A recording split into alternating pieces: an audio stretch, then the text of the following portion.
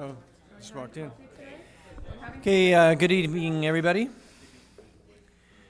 Welcome to our special meeting of council for Thursday, February 1st. It's to review the 2018 to 2022 five-year financial plan. Council, I'd like to suggest that we just change the order a little bit. I think the meeting will flow a little bit easier if we begin with the unfinished business. So that would be number 2, deal with the tabled motion, deal with information regarding bylaw resources and any input or questions from the public before we begin the project options list. So first, I'd like to call the meeting to order and recognize that we're doing our business this evening on the unceded traditional territory of the Upetchisitt and Sishot First Nations. I'd like to ask for an adoption of a motion to adopt the agenda as rearranged. I'll make that motion, Mr. Mayor. Second, Mr. Mayor. All in favor? Opposed? Carried. And first item, we have minutes from the special meeting, Council, E-Town Hall, held February 29th at 6 p.m. A motion to adopt those minutes, please. I'll make that motion, Mr. Mayor. Second, Mr. Mayor. All in I have favor? a comment, Mr. Mayor. Yes. I would like to, out of those minutes, ask if we could refer the comment that came in online from Rick Van Vegan to the, about Roger Street and 10th to the Advisory Traffic Committee. I believe this is the time to do that. Okay. It's out of the minutes, and that's my motion. Yes. Is there a seconder? I'll second. Okay. And the reason being, I think I've seen the same problem, and I've looked over these things today, and I think it's just one thing that we could do quickly and send it to the Advisory Traffic, see if something could be done. Perfect. Thank you. All in favor of the motion? Opposed? Carried. So the going with the altered order, the first thing would be the tabled motion, and Councillor McClellan, do you want to move to lift your motion from the table? I'm much happier doing it where it was settled, Mr. Mayor. However, yes, I'll move that we lift it to discuss. Okay. Is there seconder? I'll second that. All in favor? Carried. And now it was moved and seconded. There is another motion that was on the table. Does that automatically get replaced? That's what's on the Yes. table now, Okay. Mr. Mayor. Yeah. The one that Councillor Sauvé made. Okay. So council, not sure how people wish to respond to that. Does anybody have anything they wish to say in response to this? And if not, I have something to say. Councillor Sauvé. Thank you, Mr. Mayor. The proposed motion that I made is to discuss a lot of issues that I wish for council to be aware of. There was some misconception of the taxpayers been overtaxed and so forth. So I would like the better person to be able to explain in all this, to address these questions, would be the Inspector Hunter, and I hope he could explain to council, number one, why there was a surplus, the reasoning for the surplus, and if we keep this in our plan for 2019 to reduce one member, how it would affect the services of the police in our community. Okay, Inspector Hunter. Thank you, Your Worship, Council. I'll address the surplus first. And I understand CAO Ply when he made the comment overtaxed. I don't get into those terminologies. The taxes are set in place by the city to pay the police budget. What happens is we have 34 members that are paid for by the city. And in a given year, if we have a member who is not able to work, it could be a pat leave, mat leave, if they're injured and off the job for more than 30 days, or when we're in between members transferring out and transferring in, the city is not billed for those members. It would make sense. If I have a member that's off for 10 months taking care of their family, the city's not billed for that. If I have a member that's off, and we've had them for 9 months, a year, because they got hurt bad, the city doesn't pay for that, and it makes sense. So that's where the budget is set. Taxpayers are taxed for 34 police officers. When I can't fill those positions because of those examples that I give, then you're not charged for those, and that's where that money comes from. As I stated in the last council meeting, we have 34 members attached to this detachment, but there are several that aren't working and not being charged to the city. That's where that comes from, and that's in alignment with, once again, last council meeting, and then last year where I spoke, and it may have been misinterpreted. I think I was pretty clear that if I had my way, I would be returning zero money to the city. And that's not a greed thing. What that means is we had a year where all of the members had their boots on out on the road. That's an ideal situation. But I'm a realist, and based on experience, that just doesn't happen. Life happens. So yeah, I'd like to give zero money back, i.e. there was no overtaxing, because we filled all of those positions with able-bodied members. So that's the explanation of that.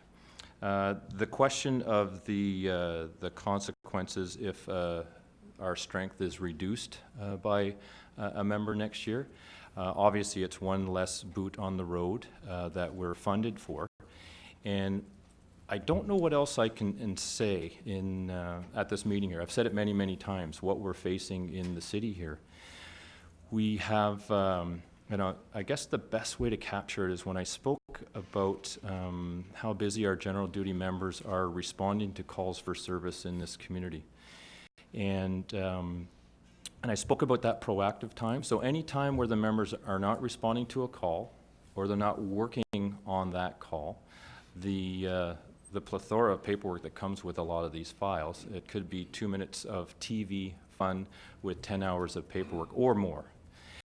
So when they're not responding to a call or not working on those files, we have what we call proactive time.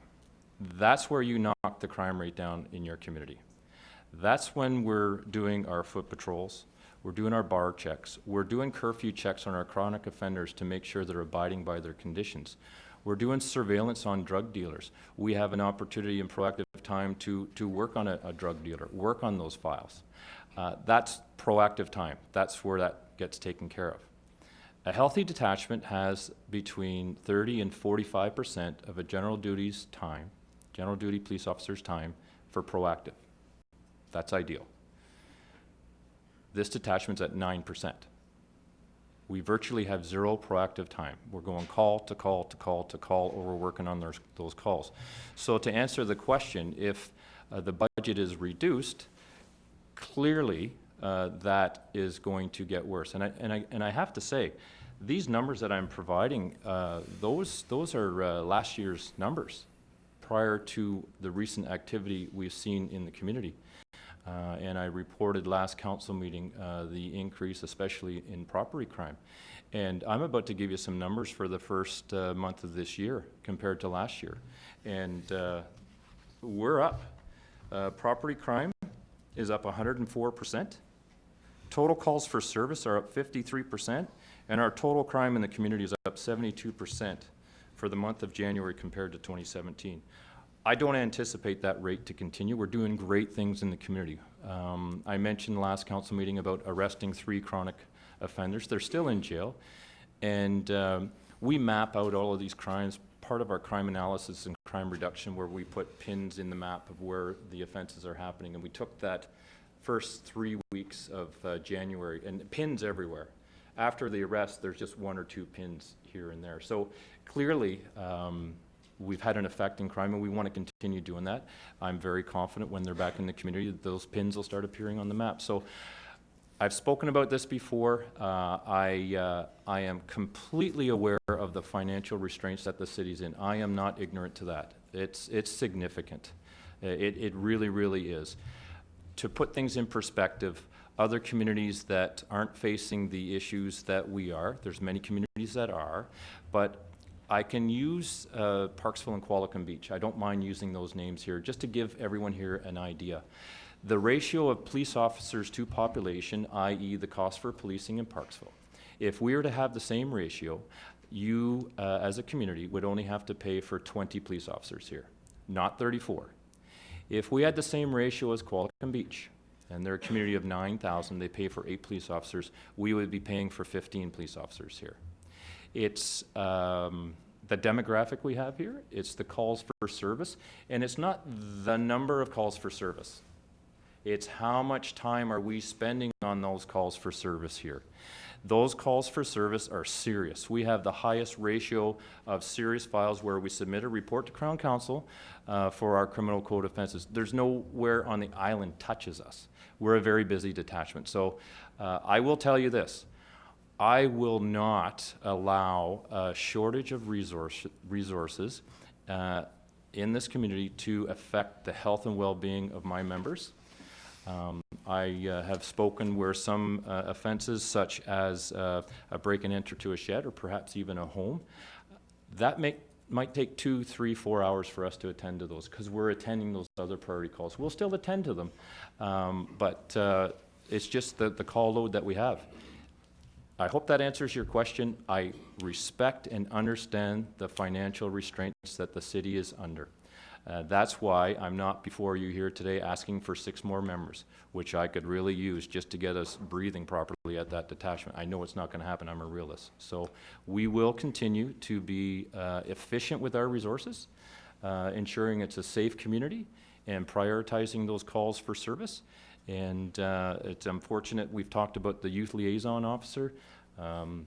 I don't like having to redeploy resources. I've also redeployed from our crime reduction unit, our general investigation section, to assist and make sure we have the minimum that's required to respond to those 911 calls for service in the community.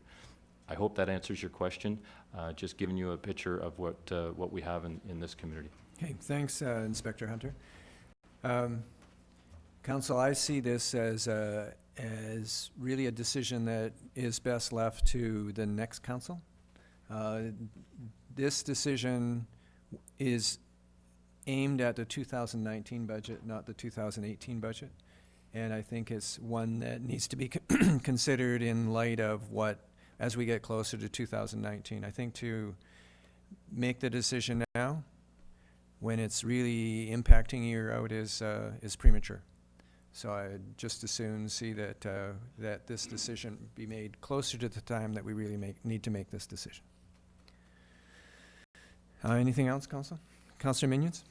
Yeah, I just want to agree with you on that I think that this is a decision we can't make today because we don't know what our crime numbers next year are going to look like. If crime is where it's at today, at budget time next year, then we are, I would imagine, certainly not going to be reducing a police officer. The hope is that we're going to do something, a multi-pronged approach from the community and the city to address the issues and the provincial government. But if crime is not addressed, then, no council is going to vote to reduce police officers. But I don't think we can make that decision today because I don't think we have enough information today. Thank you. Councillor Paulson? Once again, I think this is a 2019 item in the 5-year plan, and when we looked through the 5-year plan, I think that we committed to a 1% increase overall over the next 5 years, and in keeping with that, this decision wasn't taken lightly, and I agree with Councillor Minions. When push comes to shove in 2019, this may not be a decision that we're going to make. We may support that we either stay status quo or maybe even add an officer. But in the budget discussion moving forward, if we keep that in and try and keep our promise to the 1%, we're probably gonna have to look at another area where that money actually comes out of the budget. And that's a budget discussion overall, and I'm not sure where that could come from. I support where we're at today, and I highly doubt that when 2019 comes that we'll be looking at reducing a police officer, but we will have to look at making up that dollar value somewhere else in the budget, if that's the case when that conversation comes. So I believe it's a 2019 budget discussion, and it's a very serious one, and I don't think it's a decision that we can make lightly today. Anybody else wish? Councillor Alberni? Thank you, Mr. Mayor. Having a little time to digest it over the past few days, and full admission, since it was in the newspaper, there were my solar panels in the newspaper that got stolen not too long ago. So I'm well aware of the issues and have found that loss personally. That said, it's hard to, like other councillors have said, know what will come in the 2019 budget. So when we're looking that far out, even though this is a 5-year plan, we always make those decisions the year of the plan.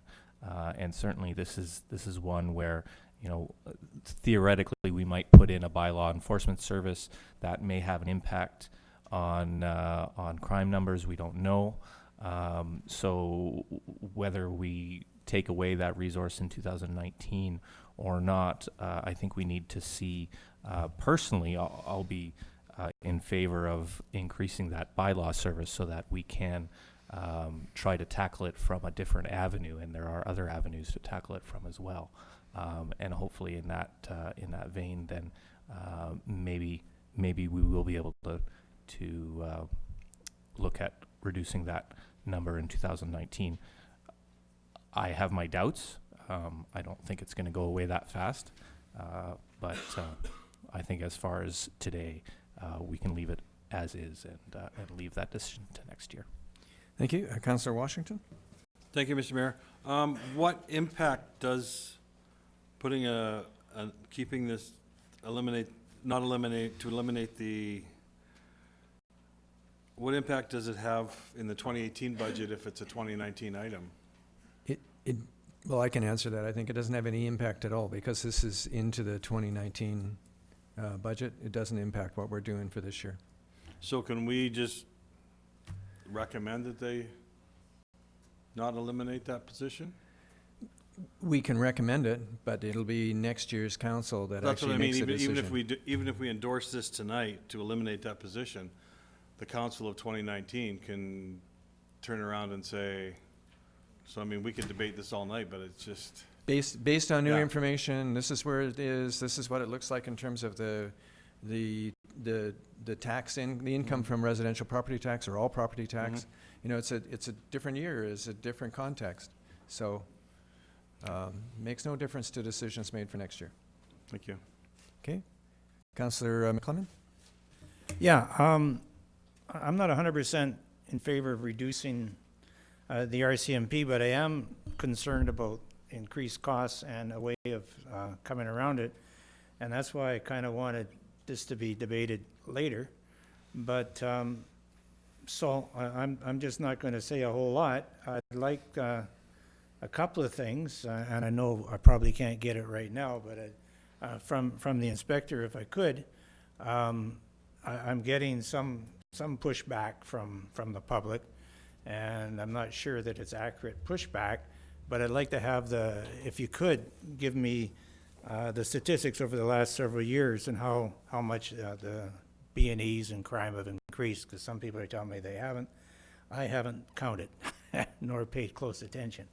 The other thing, though, is I think there's ways of paying for this officer that will not come with taxes, and I do have a couple of notices of motion to see if we can do that through some of the cost charges and going into nuisance buildings and so on that I'll be bringing up later. So that's the only comment I have. I'm not comfortable with reducing RCMP when we have such a large drug problem and drug dealers that have never been charged in town. And if they don't have the manpower, then how are we going to get that done? So, but that's another problem, and I agree with you, Mr. Mayor, that it can go off, but I would prefer it to come back up to us in the summer, and not just leave it to the other guys that are coming on later, but Okay. not right now. Thank you. Inspector Hunter? Councillor McClement, thank you for that. Your worship, all of those stats are currently with the city. My quarterly reports do the previous 5 years, so Davina, you would have access to that, and if you could provide that to Councillor McClement, I would appreciate that. Okay. Now, Councillor Sobey? Thank you. I have to disagree with you, Mr. Mayor. Council, one of their responsibility every year in a fiscal year is, number one, set out a proper budget. Number two is to set our vision. Being for the next election coming up makes no difference, but our vision for the next 5 years. And I think if we have any influence in changing that vision and sending a proper message to the community, I feel it is our responsibility to address this right away and not leave it for another council. Thank you. Okay, thank you. Anything else you wish to say, Council? Then on the motion, all those in favor? Opposed? Defeated. Okay, thank you, Council. Moving on. We have information regarding the bylaw resources from other communities that was asked for at our last meeting. And I believe, well, in fact, I know Council has had, all had an opportunity to have a look at this that was distributed. So, Councilor Minions, I'm wondering if you can move receipt of that information, please. Report. I move receipt of the report. Seconder? Second, Mr. Mayor. All in favor? Carried. Thank you. Now we can use that in our deliberations. So, Council, that then brings us to the input and questions from the public, and it's an opportunity for any input in case anybody wishes to address things, items that are important for Council to consider. Yes, sir. If you could please come up to the microphone and identify yourself. Good evening. My name's Todd Patton. This is my daughter Chantel Patton, and we are residents of the city living in the Grandview area, and we just like to weigh in on the proposed Grandview Walkway project. Okay. Okay. The approximately 400-meter stretch of Grandview Road within city limits is an unlit stretch of road with no shoulders. The pavement ends on each side of the road and immediately slopes into the ditches, which are often full of water. Pedestrians have no choice other than to walk in the lane of traffic with the vehicles. Grandview Road is our egress to school, school buses, our mailboxes, and public transportation, which are located on Compton Road. As a driver, I've had to alter my speed, cross the center line, or completely stop for pedestrians on a daily basis over the years. There's been a few close calls, especially in the dark and raining conditions. Kids walking to school or the bus stop in the mornings seem to be the least interested in making themselves visible to traffic. It can be terrifying when you see them at the last second. We haven't let either of our children walk that stretch due to the safety issues. As a pedestrian, it's a little unsettling when the cars are coming at you and you can't leave the street without going in one of the ditches. I'm unaware of another city street where the pedestrians are forced to share the traffic lane with vehicles. I can't think of a more dangerous situation. I believe the walkway is essential to prevent a pedestrian strike in the future. Grandview Road seems to be a natural corridor for future city expansion. A walkway is not only needed for safety, but also fits the vision, mission, and values laid out by the City of Port Alberni. Thank you. Thank you, Todd. Council, any questions for Mr. Patton? Okay. You did a great job, I guess. Thank you very much. Anybody else wish to address council? Yes, please. Once again, even though we've seen your face before, please give your name. I'm Morgan Williams. I'm Sarah Higginson. And I'm Katie Sarah. And we're from the Social Justice 12 class. The Social Justice 12 class goes on record to state unequivocally that we need to support our RCMP youth and community by increasing the RCMP numbers for proactive results. How much money are you willing to spend to keep your family, your children, your grandchildren safe?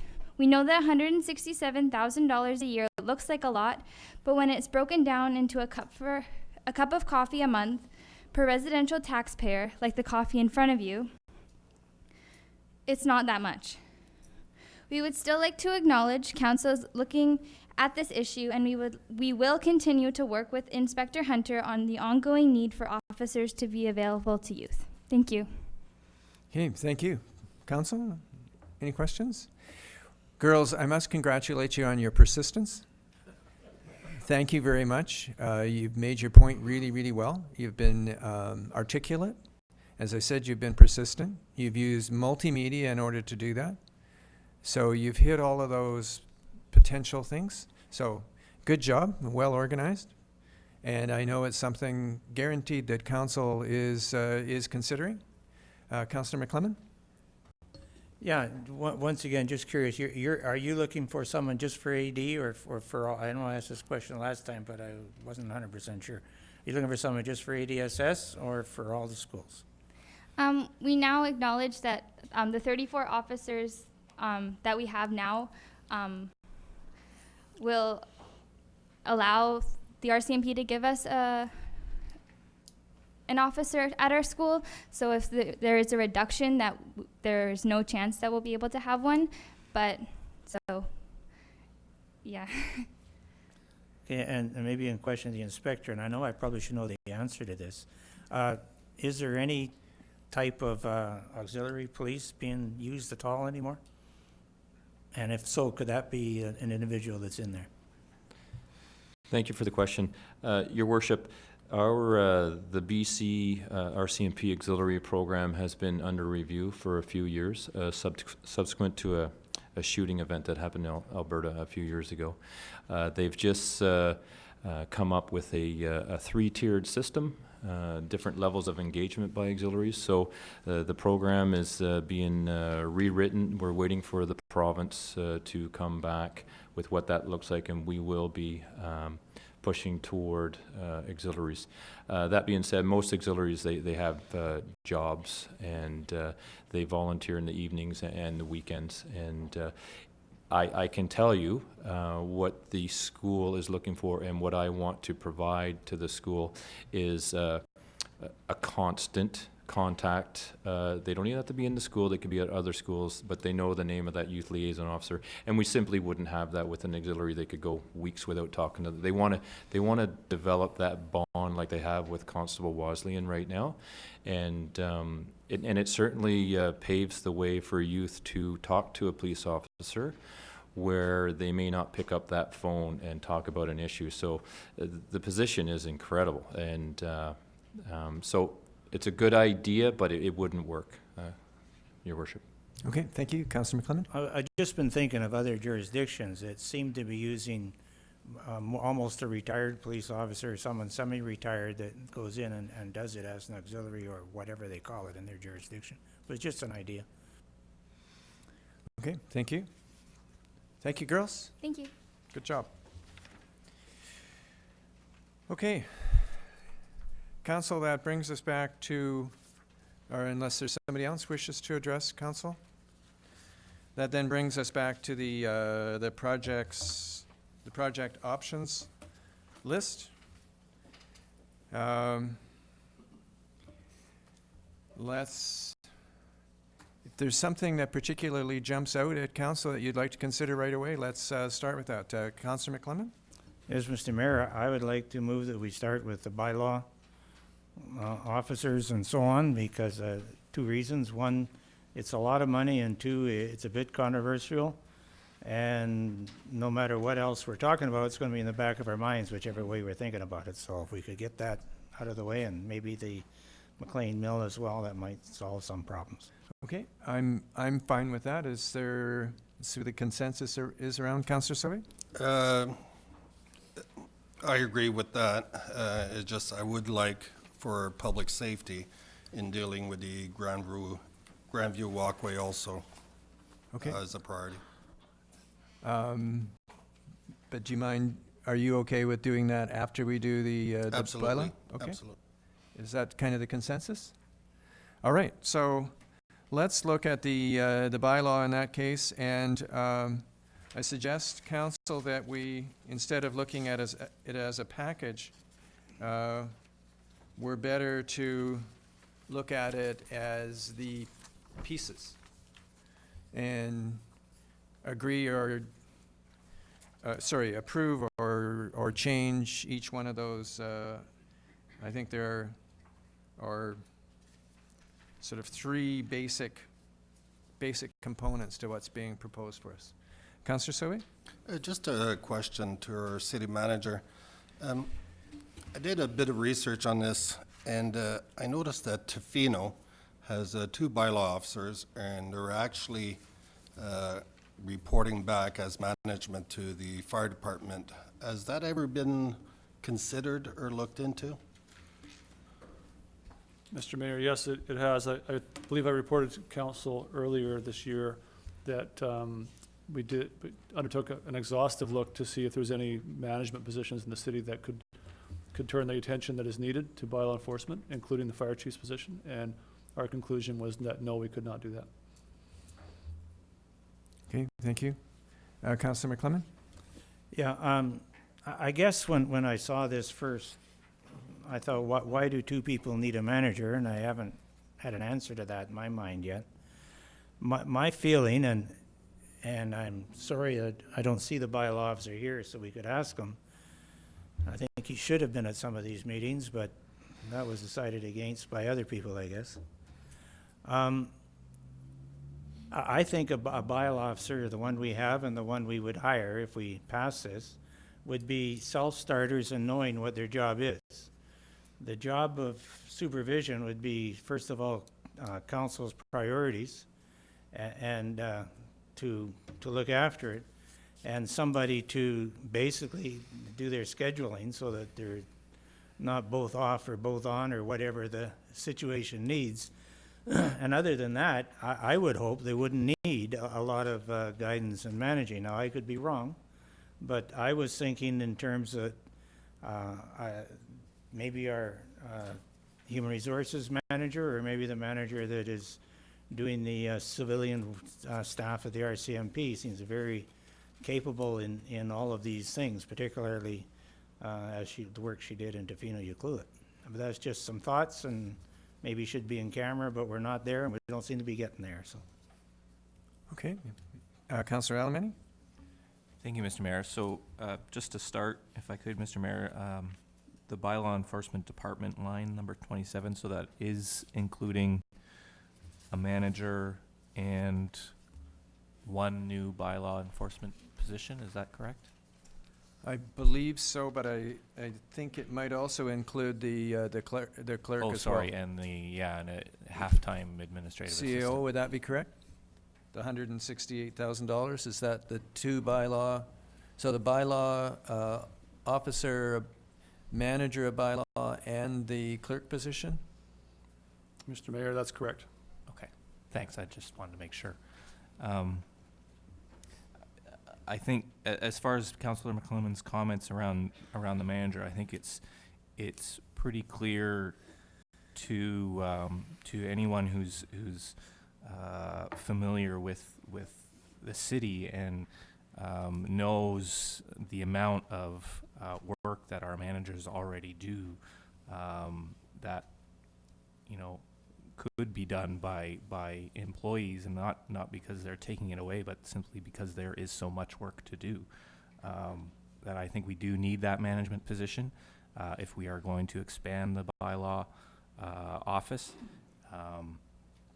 We're going to hopefully put in a system where It's no longer going to be a reactive situation. We're going to develop a plan of proactive bylaw enforcement, and that's going to potentially change everything that's been done in the past in the city. So I think if ever there's a need for a manager, it is certainly when there's a new model being imposed on a important city department.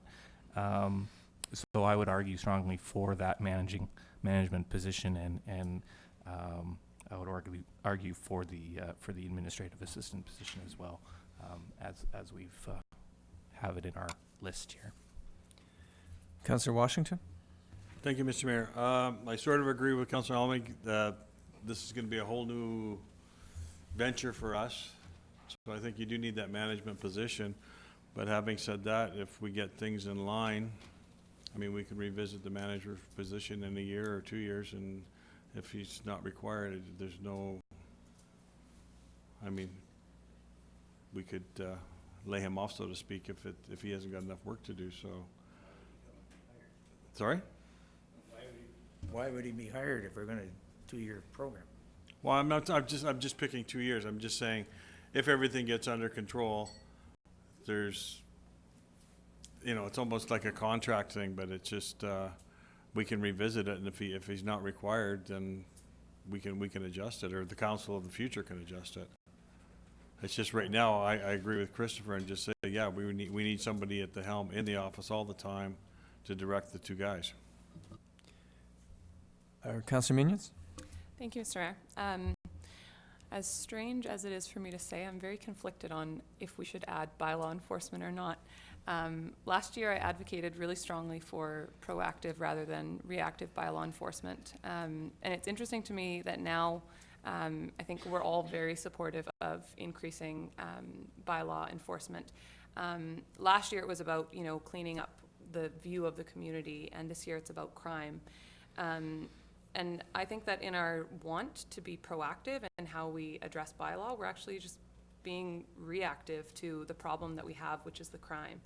I think crime is happening in our community, and that's a huge issue for everybody, but the actual problem we have in our community is mental health and addiction and housing. And I don't see that adding bylaw enforcement is really going to address that problem. I think we're talking about, is it going to be 1 year? Is it going to be 2 years? Are we going to lay off a manager at the end of this? I don't think 1 year or 2 years from now we're going to, have addressed the problem through bylaw.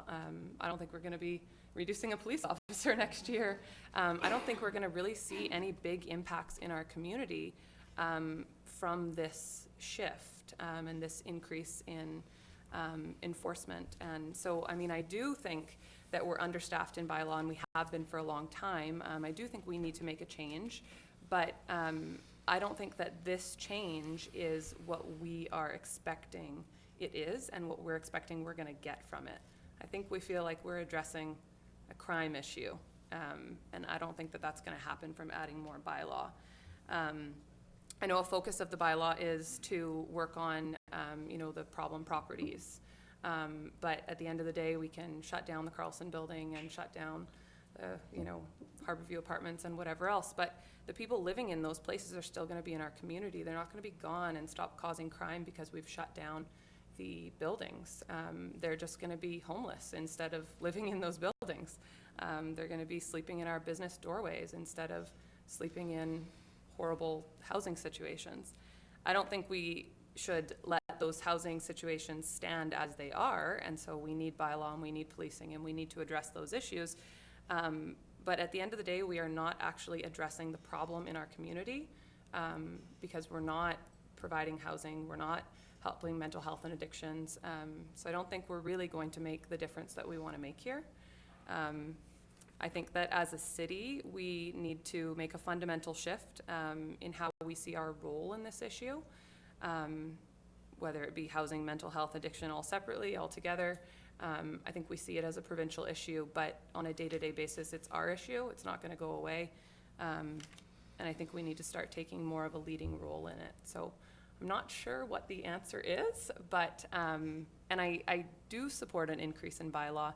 I just don't think it's actually going to get us anywhere near where we feel like it's going to get us. Councillor McClellan and then Councillor Paulson. Yeah, I agree with Councillor Minions that it's not, we're not going to reduce a lot of crime. Some, there's no question. The crime is to be fought by the RCMP. And that's their job and that's what they do. But the bylaw is to make the town more livable. I drove around this morning at, not that early, people were already out. If we do have anyone sleeping in doorways, they were gone, except for one. And I counted over 30 shopping carts empty. Now, if people that are homeless, they usually, when they have a shopping cart, maybe I'm wrong, the inspector might want to correct me on this, but usually they got all their goods in it. And if they're sleeping rough, their goods are in the shopping cart. I've found many of them, returned them to people because they've been abandoned, taken to the shelter in the old day, in a few years back. So that's been my experience. These were all empty, and my first thought was these have been used for theft. These have been used for someone stolen some stuff, brought them down, and in 3 different places in between 4th and 5th and 3rd and 4th, down at the lower end of the flats there, or the lower end of 3rd, they were there. Now, I don't know if they were still there tonight because I didn't go by and look, but I was thinking, that kind of thing, A, moving them, B, the bylaw, and if you look at the property in the backyards, especially the old Barlow's building, that's terrible back there.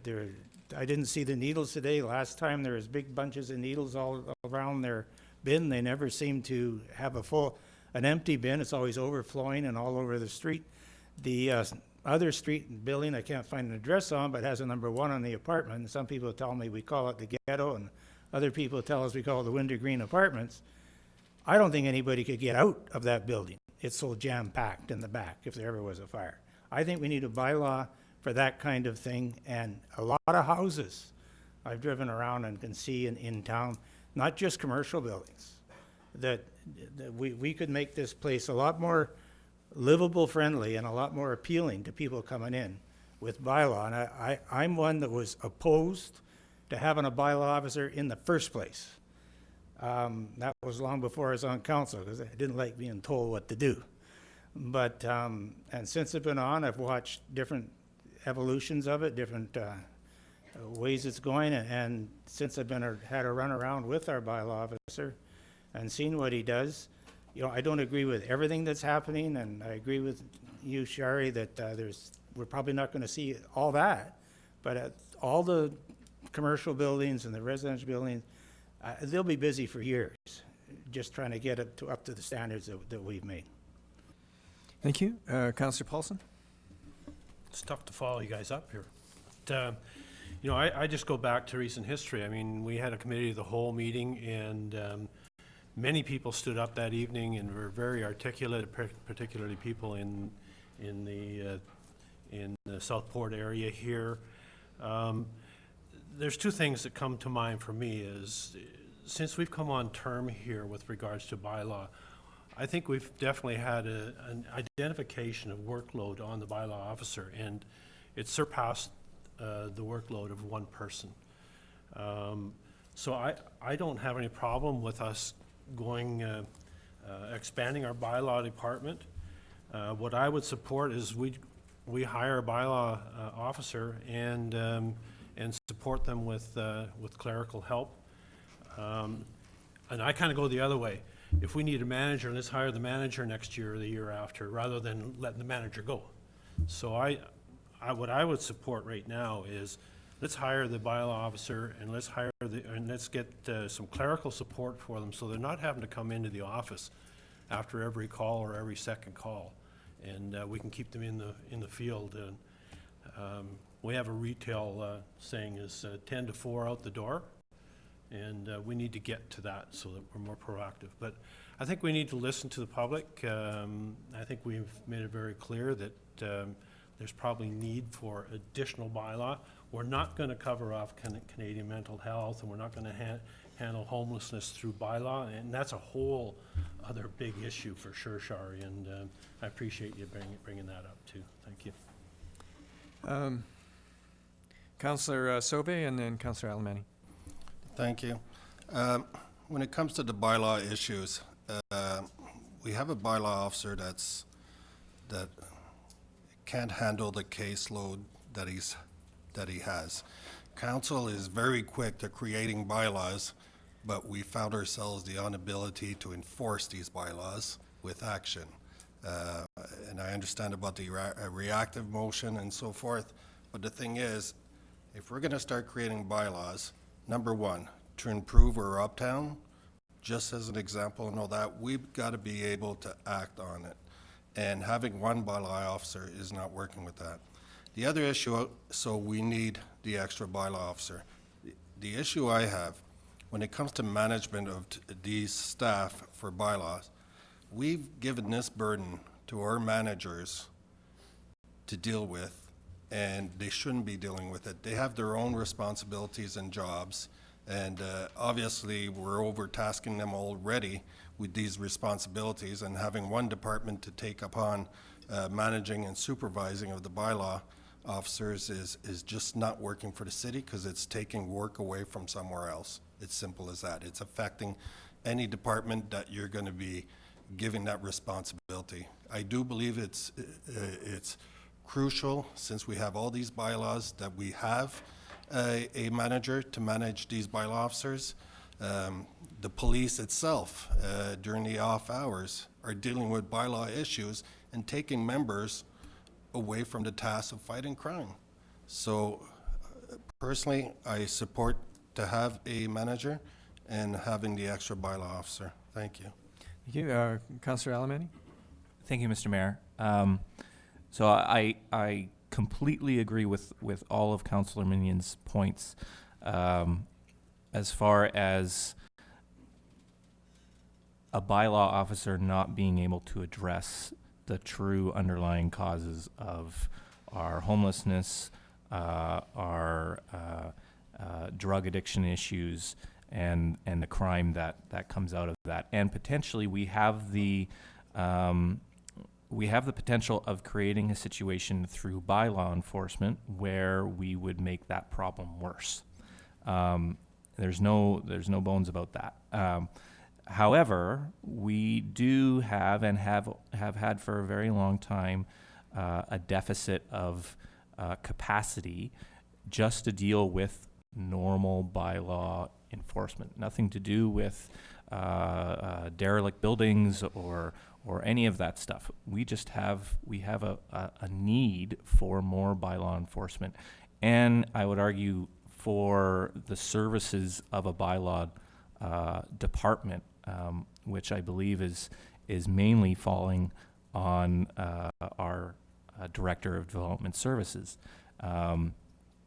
Actually, and please do jump in if you want to, Director of Development Services. But you're tasked with writing bylaws or writing new policy or new regulations, and if I'm not mistaken, this would be something that potentially a manager of bylaw services could take over. Is that correct? Oh, if council will allow me, I'll add a little bit to what is being asked. Certainly the issues that the city manager rose in his report are big issues, right? And they're not going to be resolved by one part of it. It's going to have to be a multi-pronged approach. Housing, all those, mental health are all big issues. Bylaw enforcement can be part of that solution, and it's part of the solution that's directly under the city's control. We have, for quite a number of years, as some of council have said, have had way more bylaw files than we've had the capacity to meet. So an additional bylaw resource is certainly something we've been talking about and advocating for. One of the other issues that we have is that the bylaw officers are our boots on the ground and dealing with them directly. At some point in time, reports, new bylaws that council wants to do, when we have to take things through a nuisance process or the community charter process, that falls to a management level position, which we've also been not meeting council's needs. That would be, so a bylaw manager would not be just working and directing with those staff. They'd be dealing with the complaints that the public has about the timing of their complaints being met by the bylaw officers, but would then also be able to draft new bylaws that council would like to consider, and also the administrative process where it has to, reports have to come to council, stuff has to be legally searched, all those kinds of things that we also don't have a huge amount of capacity to meet now. So that would also be, you know, a big part of the manager of bylaw services role. Thank you for that. Sorry, do you see that as a full-time job? Or are we talking about a working manager that does some bylaw enforcement and some, the more administrative piece? We haven't written that job description. Certainly you'd want that manager to be qualified and experienced in bylaw enforcement. I think there's an awful lot of administrative bylaw work to be done. We'd have to work with the city manager to see whether that person was out in the field or not, or as well. I mean. Okay, thank you. Councillor Minions? Thank you. I just want to clarify that I'm not at all suggesting we don't need more bylaw enforcement. I'm just suggesting that if we look at just bylaw and just policing as ways to address this problem, we're not going to address the problem and we may make it worse. So I think we need to be actively involved in how we're going to support, you know, work with other levels of government, work with other societies, to have a role in creating solutions as well. And I think that if we don't do that, we may see a crime increase from focusing on bylaw. Councillor Sauvé and then Councillor McClellan. Thank you. Mr. Smith, is it fair to say, since you've taken a role of managing the bylaw management section and creating and doing all these job description that you just stated, has taken away from your duties as a city developer? Because often I hear from the status report, did not have time to deal with this because of other urgent matters given to you by council. So how much time is it taken from your duties?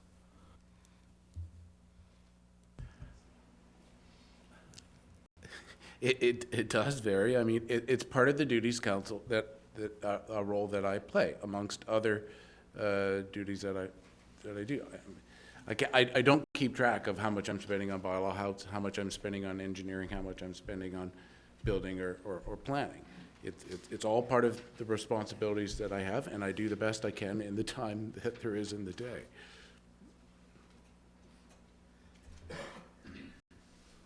So are you saying then that if this was taken away from you, you wouldn't know what to do with those extra 3 or 4 hours a day?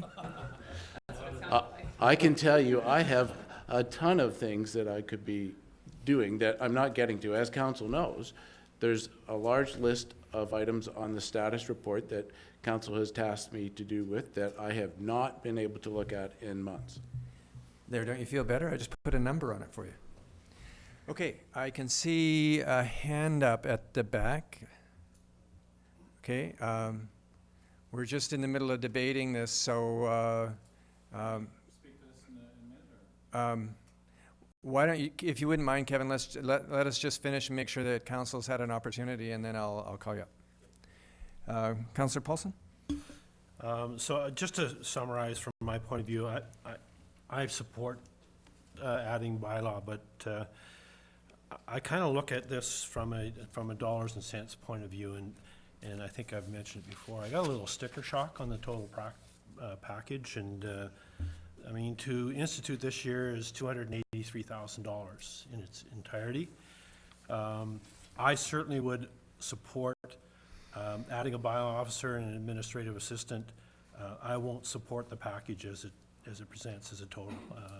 And if we have to look at a management position, because this is a long-term position, and as we institute this, we have to look at not just the $200,000 that goes into this, but where's that $200,000, where are we going to take it away from? Because it's going to come from somewhere else in our budget. So that's kind of, I'll summarize, that's where I stand. So I won't support the total package. I certainly do support a modified version of it if we want to go there, adding the officer and administrative assistant and the equipment that they need. But I just, the $280,000 is, a jolt to me anyway. I'm just talking from the financial side. Okay, thank you. Councillor McClellan? Yeah, I just think that we're talking now bylaw and to be concerned at the moment about mental health and addictions and so on. Those are a lot of problems we've got, and I think that's another subject. I agree with that, but and we keep talking about it here, we're not going to get over this one. So anyway, I'll maybe make a motion soon if nobody else does. Okay, let's just hear from Mr. Wright. Oh, sorry. Hi, Kevin Wright from Steampunk Cafe and the Uptown President for the Merchants Association. First off, just a real quick clarification for Mr. McLennan. The shopping carts inevitably are used for grocery shopping. They don't have cars, and they quite often wheel them down into their areas and take their groceries. Most of the time, that's where most of it's coming, because we watch them do that. On the point of bylaw, two things to consider as well. Because I've been dealing with this bylaw issue since Ken McRae was mayor, I've been coming to the council on a regular basis talking about it. One of the things that you have to consider is that just last year, for instance, in June, having spent some time talking with our bylaw officer, he had about 80 calls a week, and of which he was able to process 15. That's per week. So there's a deficit of 65 calls per week that is just in the month of June. So there's a backlog of that. And that's something to also consider, because that's going to be undermining the community's ability to keep itself up to a certain level. Also, the one thing that's not being discussed here is fines. I'm from Parksville, so I know that they have 3 bylaw officers down there. They supplement heavily through fines, and that's how they pay for it. So if you're interested in why there's no, you're looking at the sticker shock, it's not just the fact you're going to have a bylaw officer. If the community applies a fair and level bylaw with an actual fine process, and you pursue that, if you have your administration, they'll be able to process those letters and get those fines out more readily, and you'll be able to see stuff. When I was in City Hall in Parksville, I would see the bylaw officer come in, and he would come in with a stack every day of fines. And it's the exact same thing you have with police enforcement. If they just gave tickets to speeders, they just continue speeding. It's the fines that slow them down. It's their conscious effort. It's the same thing with cell phones. It's the fines that make them conscious of their issues and not using their phone. So if the community, if you're aggressive and fair and firm with your bylaw, you can actually pay for your extra ones with fines that have to be applied to people who do not want to apply their community service, so to be able to do what they're supposed to be as a community member. So that's just my 2 cents. Thanks. Okay, thank you. Councillor Alamani, do you mind if Mr. Deacon has something to say? Mr. Deacon. Thanks, Mr. Mayor and councillors. I haven't had the opportunity to weigh in on the issue, but there are several things I would like to say. The first is that we don't get a second chance to make a first impression. It's an axiom that everybody knows. And when we're bringing investors or visitors are coming into the community or potential new residents, and they travel through some of the areas, particularly the Uptown, Lower 3rd and 4th, they are left with a poor impression and a real concern about investing in the community or coming to the community. I love living in this community, but I know it well, and others don't get haven't had the opportunity to get to know it through some of its better times. Yes, the issues stray beyond crime and the underlying issues. Economic development does have a role to play, and the full impact of any economic development initiatives won't be felt until people feel really safe and comfortable in the community.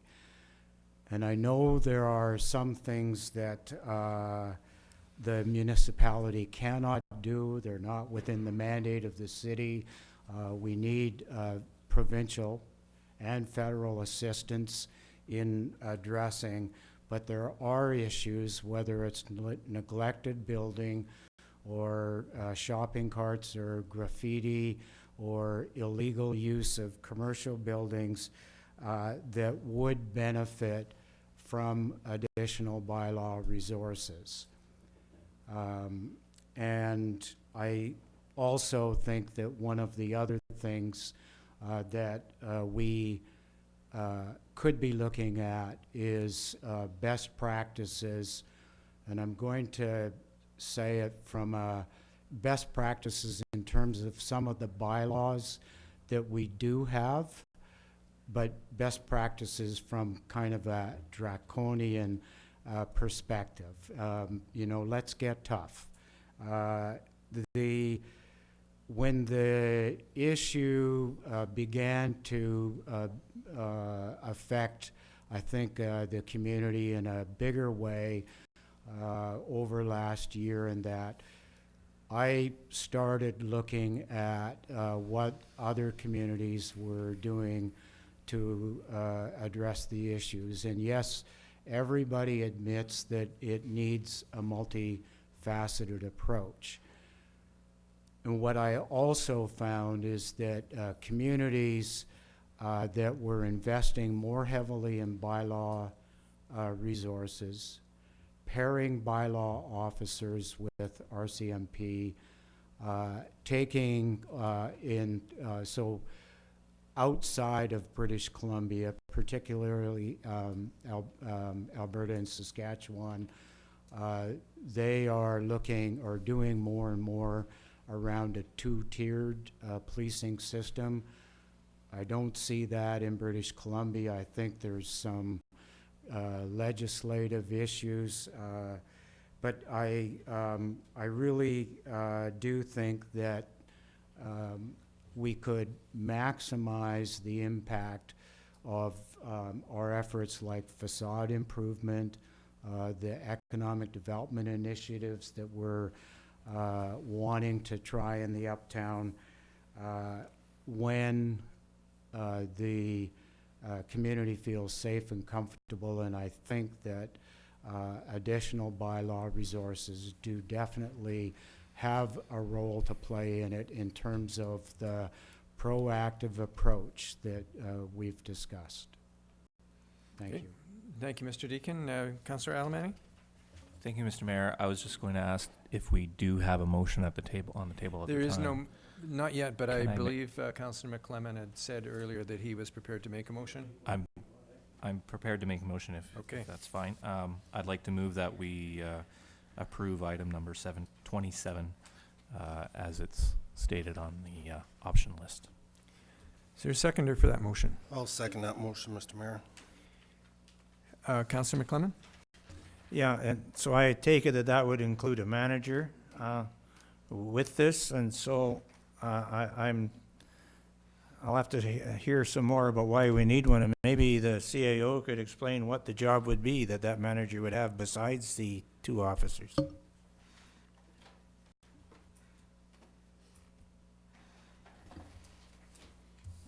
Mr. Mayor, you know what, I think the Director of Development Services has answered that question.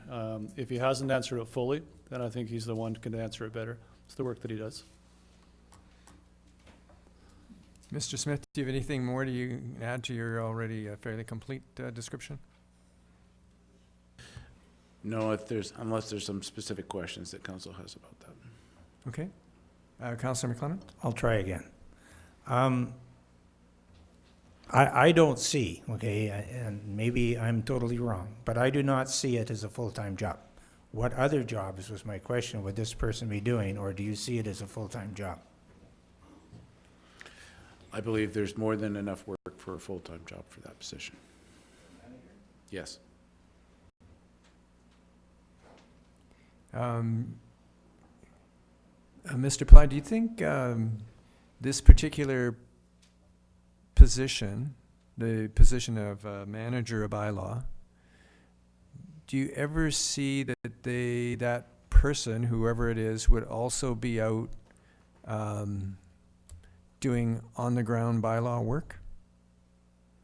Whether it be working with police when you go into buildings and checking that out as part of a team reviewing, concerns about properties or what have you. Do you ever see that as a possibility, or do you see it as someone who would be strictly office-bound? Thank you, Mr. Mayor. No, I don't see this as being office-bound. I said in an earlier meeting to council that this would not be somebody out in the street writing tickets. So what I mean by that is this would not be somebody who we're used to seeing as a bylaw enforcement officer in a uniform writing tickets for the grass is too long or a fence is too high. I would see this is somebody who's doing high-end work, absolutely liaising with RCMP, being a leader, if not the leader, of the nuisance building working group, working with the courts, working, as Mr. Wright summarized, processing the administrative side of the work that the bylaw enforcement officers do, as well as giving support and supervision to bylaw enforcement officers. Currently, we suck at that. I'll be blunt. We're not good at it. And if we put another bylaw enforcement officer on without some leadership, we're just going to suck more. Do you see this person as someone who would be reaching out to the owners of buildings directly as well? Do you see that as part of what they'd be doing? Yeah, I think both ways. I think this person would reach out to owners of buildings, and owners of buildings would come to reach out to this person when they get tickets. So this person will be very busy fielding complaints, at which currently Mr. Smith has to do. Okay, so Council, I've been listening to you. You haven't heard from me. And there's something in what each one of you are saying that is really important. And that is, we all seem to recognize that we need it. It's a matter of, can we afford to have it, or can we afford not to have it? Like Councillor Paulson, I understand the need for it, but I also understand that it's a big cost, and by putting it in there, that means there's other things that we're not going to do, because we will have taken away some flexibility. But it's still $77,000 worth of flexibility, not $168,000, because at the very least, what $4,000 there every year thereafter. that's true. So it's a big cost, that it isn't something that is taken lightly. But having said that, it's something that we have to consider. So it's a tough decision.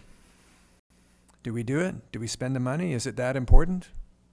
Or do we say, well, it's not quite that important. We want to just give it part of an attempt, not the entire attempt. And no matter what we choose, we're sending a message with this decision. So it's really important that we consider carefully what message it is that we want to send. And for 3 years, we've talked about the frustrations that we have with our buildings, with the look of our city, the look of parts of our city, and so on, and our lack of ability to respond to some of these things. We're being presented with the opportunity to consider it. And, people have spoken very clearly in terms of what their concerns are and how they feel about things. But now's the time to make a decision. Do you want to do it? Or do you not want to do it, knowing full well that there's a consequence of that decision? So, unless somebody has anything else they want to say? Oh, we do. We have a mover and a seconder. Councillor Paulson. Just once again, I'm probably going to vote against this, but I'm not voting against expanding bylaw. I'm voting against the overall package, and I think that we need to modify it, but just to make my position clear. Okay, you did. Thanks for listening twice. You can do it. City Clerk. Mr. Mayor, I just want to clarify the motion as it is on the floor with line 27, Bylaw Enforcement Department. So that effectively is a manager of bylaw services, a bylaw enforcement officer, and a half-time admin assistant. For a total of more or less $168,000 in 2018, and it will go up in 2019. Well, that doesn't include the car. And the car is separate. Okay, so on the motion. All those in favor of the motion? Opposed? Carried. Okay. Thanks for listening anyway. And you were very passionate and very articulate. Thank you for doing that. Council, then the second thing that we need to consider related to the bylaw enforcement is the bylaw vehicle. And I believe, Mr. Ply, that you have made a suggestion that probably just needs to be reinforced. And I think, if I understand it, that the suggestion is that we transfer a city vehicle that we already have that's fully gas-powered, and we replace that vehicle with something that is a hybrid or an electric vehicle. Am I correct in that? Mr. Mayor, that's correct. It was staff's understanding that council desired to pursue electric vehicles in our fleet where possible. Yeah. And following that direction, we don't believe that an electric vehicle will support the bylaw function, given that that vehicle has to run and support an onboard computer. But we do think we can put an electric vehicle somewhere else in the fleet and swap a vehicle out, as you said. And our fleet manager, Wayne Shovel-Dave, is here if you want to ask questions specifically about electric or versus hybrid. Okay, so Wayne, the $60,000 that we have set aside there out of the carbon trust, that doesn't impact taxes at all, right? That's my understanding, yes. Okay, and the vehicle that you're considering using for bylaw, it would still be some cost, I'm assuming, in terms of making sure that it's appropriately outfitted. Yes, there is the accessory package that would have to be installed into the vehicle that we have now. So where does the money come for that accessory package? That would be coming out of this. Okay, because it's not listed there. The only thing we have is the $60,000 under consideration. So I'm just wondering how much that accessory package is, and, you know, would an electric vehicle, a hybrid vehicle, I mean, I know one, I own one, so I know darn well there's no way it costs $60,000, so. Yes, my understanding is that under the $60,000 also included the computer system. And my recollection is that it's going to be coming out of a different budget. So that price, we can definitely sharpen the pencil on that $60,000 for sure. Now the electric vehicles, there's about three different types of electric vehicles. There's a battery electric vehicle, and there's also an extended range electric vehicle, and also a plug-in hybrid electric vehicle. They're all different models, and they all have different range and prices. Price ranges anywhere from $30,000 to $45,000, and that's not including taxes. So it depends on what comes up through the tender process is where the prices are going to fall. You don't like a Prius? Is that what you're telling me? The Prius is in there. It's okay. It's a plug-in hybrid this year. Guaranteed it wasn't $30,000, but okay, yeah, or 60. And my Prius is newer than Councillor Alemany's, and you know he's probably paid less for his than I did for mine. Anyway, the accessory package it includes a lighting package with the onboard radio communication systems installed as well, an extra battery, plus all the labor to install this as well. yeah. So I'm just concerned that we don't get hit with a bill that we weren't anticipating getting. I just want to know somehow that council has considered the necessary money in order to make sure it's in the budget in order to cover that package. Yes. So what would it be, and how much would it be, or is it impossible for you to tell us tonight? Well, like I say, the price range is anywhere from 30 to 45, depending on which model, which style of vehicle it is. $5,000. Yeah, up to $5,000 for accessory package. Okay, so that's really what you're asking for, is up to $5,000. That would for be accessories. for Yeah. accessories. Yeah, it's all the radios and communications and lighting. Okay. Yeah. Thank you, Councillor McClement, and then Councillor Alemany. Yeah, I'm looking at that sheet that we're looking at on our screen, and it's up on the screen. Desks, computers, and phones, 20 bills. That computer on the $20,000, a lot of money for a computer on a desk. And I'm thinking that's probably part of what goes in the car. Sorry, which one are you looking for? Next line down from vehicle. Oh, bylaw, equipment, and renovations? Desks, computers, and phones. Oh, I'm sorry, up here. It's on Monday night's agenda, page 68. Yeah, okay. Is that correct, CAO? Would that cover the package for the vehicle? Mr. Mayor, the $20,000 for desk computers and phones includes the mobile computer, but not the mounting bracket and the support in the vehicle that would support the computer. So there's some of that component. The stuff that's bolted to the car is in the car budget, and the actual computer itself, which the bylaw officer would take out of the vehicle with him or her, that's in the next line, included in desks, computers, and phones. That make sense, or I make it worse? I just want to know how hard you can squeeze, because I want to know what that number is going to be on the bottom there. I think Mr. Chevalier just squeezed the car price to, it sounded to me like $50,000, all in. But if the $60,000 is coming out of the carbon fund, Yes. then in terms of taxes, we don't need to think about it, right? It's not as critical, obviously, today, when we have a finite number of taxes to spend, and we have money in the carbon fund, yes. Yeah. Yeah. I mean, Yes. I recognize that we have to consider it, knowing where it's going to come from, but Yes. but in terms of what's the impact is on taxes, it's not there. The vehicle is eligible for the carbon fund. Okay, thank you. Councillor Alberni. Thank you, Mr. Mayor. And that was kind of where I was going to go to, was I have no problem with the number. I trust that our staff will, has provided the information that we need. But my question is more around why it's all being sourced from the carbon tax fund. And again, I don't have any problem with that if that's appropriate. But in the past, we've used the carbon tax fund to sort of top up, if you would.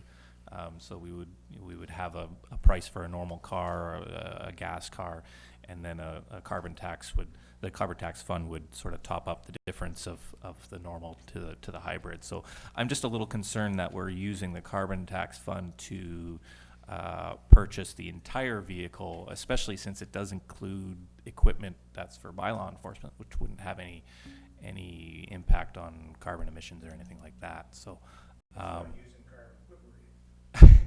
so I'm wondering about that budgetary kind of item, because I'm not sure that we should be taking all of it out of the carbon trust. Mr. Mayor, I'm told by the Director of Finance that the entire vehicle and associated equipment is eligible to be taken from the carbon fund. All right. There we go. So, is there a motion forthcoming on the vehicle that will support the vehicle that replaces is going to the bylaw? I'll make that motion. What is the motion that you're actually making, Councillor Alberni? Sorry, but it's Number 28. Number 28. Okay, is there a seconder for that motion? I'll second it. Any further discussion? All those in favor of the motion? Opposed? Carried. Thank you. Then, Council, the third and last piece related to this is the money necessary for bylaw department equipment and renovations. And I believe this is a cost this year, but it's not an ongoing cost, so this year. Any discussion on this item? Councillor McClellan? Just making sure I'm correct here, that we just voted on the car only, That's right. The vehicle only, yes. but it's not gonna have, none of that cost is the computers. We probably voted high, all right. I don't mind getting it cheaper than what we voted. So now we're voting on both the computer, et cetera, and the renovations, which totals 55. That's correct. Okay. I know we got a different page up there now, just to confuse me. Any other clarifications? Then, Councillor Minions. Just further to the $20,000 for desks, computer, and phones. Like, how many desks, computers, and phones is that? I think the number does seem high. Like, are we anticipating that is high, or is that what it costs to get 3 desks, 3 computers? And I know we have a separate a special phone system, but still. Mr. Mayor, I get the number seems high. So we're talking 3 different workstations with 3 desktop computers, 2 cell phones in that package, plus 3 desk phones, plus a mobile computer for the bylaw enforcement officer. So Those prices came from staff. And the cost to do the work, right?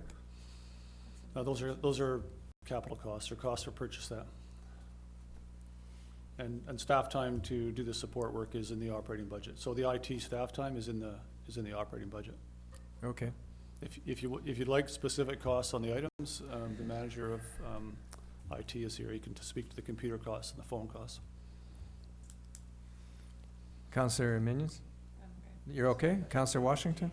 Just a note, in my work, I'm in the throes of purchasing a laptop for our mechanic, and the tough computers, just a simple one that he's getting is in excess of $10,000 US, so the one that's probably going in the car is probably got to be A-tough and spill-proof and stick-proof and spit-proof, so I can see why it's probably going to cost him close to 20.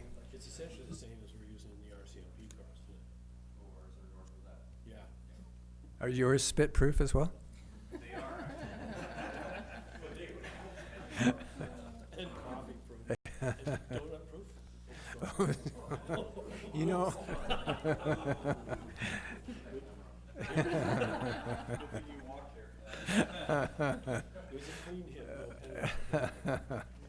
You know, if you ever go and play hockey, you know, you've got my permission to. He's waiting. Okay. City Clerk, do we have the motion now? Okay, would somebody like to make the motion on this $55,000 for bylaw department equipment and renovations? I'll go ahead and make that motion for number 29. 3 for 3 there, Councillor Allen. Is there a seconder for that motion? I'll second number 29, Mr. Mayor. Okay. Any further discussion? All those in favor of the motion? Carried. Okay. Council, I would suggest, unless there's, sorry, Councillor Sauvé, let's turn to your priority that you wanted to make. Thank you, Mr. Mayor. It has to deal with item number 1.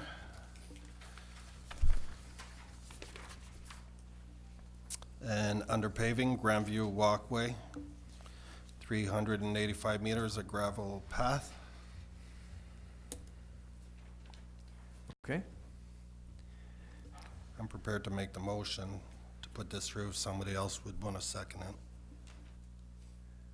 Okay, so you're making a motion for $100,000 for that particular path? That's right, Mr. Mayor. Okay, is there a seconder for that motion? I'll second it for discussion, Mr. Mayor. Okay, go ahead, Councillor Washington. Thank you, Mr. Mayor.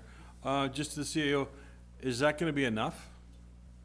Or is this going to get us 200 meters instead of 300? Or it just seems a little light after listening to the people that live there, the ditches, the hedges, the fence lines and stuff like that. This just seems like it's not going to cover it. Mr. Mayor, this project has not been engineered, so we don't, we've got a budget estimate of $100,000. My understanding is that estimate did not include the concept of replacing fences and hedges. It included a pathway, gravel pathway behind the ditch. And, but we have not engineered it, and it's the preliminary drawings that would drive a firm price. So we don't have a firm price on this. Okay, Councillor McLennan? Yes, Mr. Mayor. We've had this up here a few different times in this budget discussion, and the number keeps changing. It was 60 not too long ago, and now it's 100, and we've heard that it just still might not be enough. I would like to know what we're voting on. We have had 3 presentations here at the council meeting, 1 opposed to it and 2 in favor. So I guess that leaves us, you know, having to decide. I've had a look at it. I know my grandson walks up there to see his great-grandmother, and he tells me he has no problems. But because he has no problems, he might not have noticed. That could be, you know, I don't know. So I would like to offer an amendment that we refer it back to staff for an accurate figure and come back. Probably it's going to have to be a 2019 now, because we really don't know what we're voting on. Unless I'm misunderstanding what I'm hearing. I don't think so. I have to say, Councillor McClellan, I agree with you. I'd like to see it go back for a proper engineering review before we fully consider it. Councillor Paulson? Mr. Takama, maybe you could just confirm, there is another option, right? And that would be culvert and fill? I'm just wondering if there's two options and what the two options would come in priced at. There's the pathway, which would bypass the culvert option. There's a culvert option and fill. Yeah, and I think, sorry, through your worship, the culvert option and a comparison might be the A.W. Neal ditch infill that we did, a little over 100 meters. The money we spent, sorry, on pipe and excavation and city time to do that was about $55,000. 100 meters, extrapolate that to 385 meters, almost 400 meters. So my advice would be we can't fill in the ditch and do that option for $100,000. In conversations with the city engineer and in the development of the 100,000, that was thought to be a gravel walkway on city property behind the ditch, clearing of some of the trees. So there's a couple of mature trees, a lot of scrub trees. I know I've heard it referred to as hedges and stuff. I don't believe that there's really any hedges there. I mean, there's obviously some screening for the houses that are there. So there's some impact, obviously. Yeah, no estimates of fencing or replacing trees, or putting proper hedges or anything like that along the city right of way. Do I think we can get a gravel pathway for 100,000? I believe we can. Again, unless the scope creeps on that, then $100,000 might not be enough.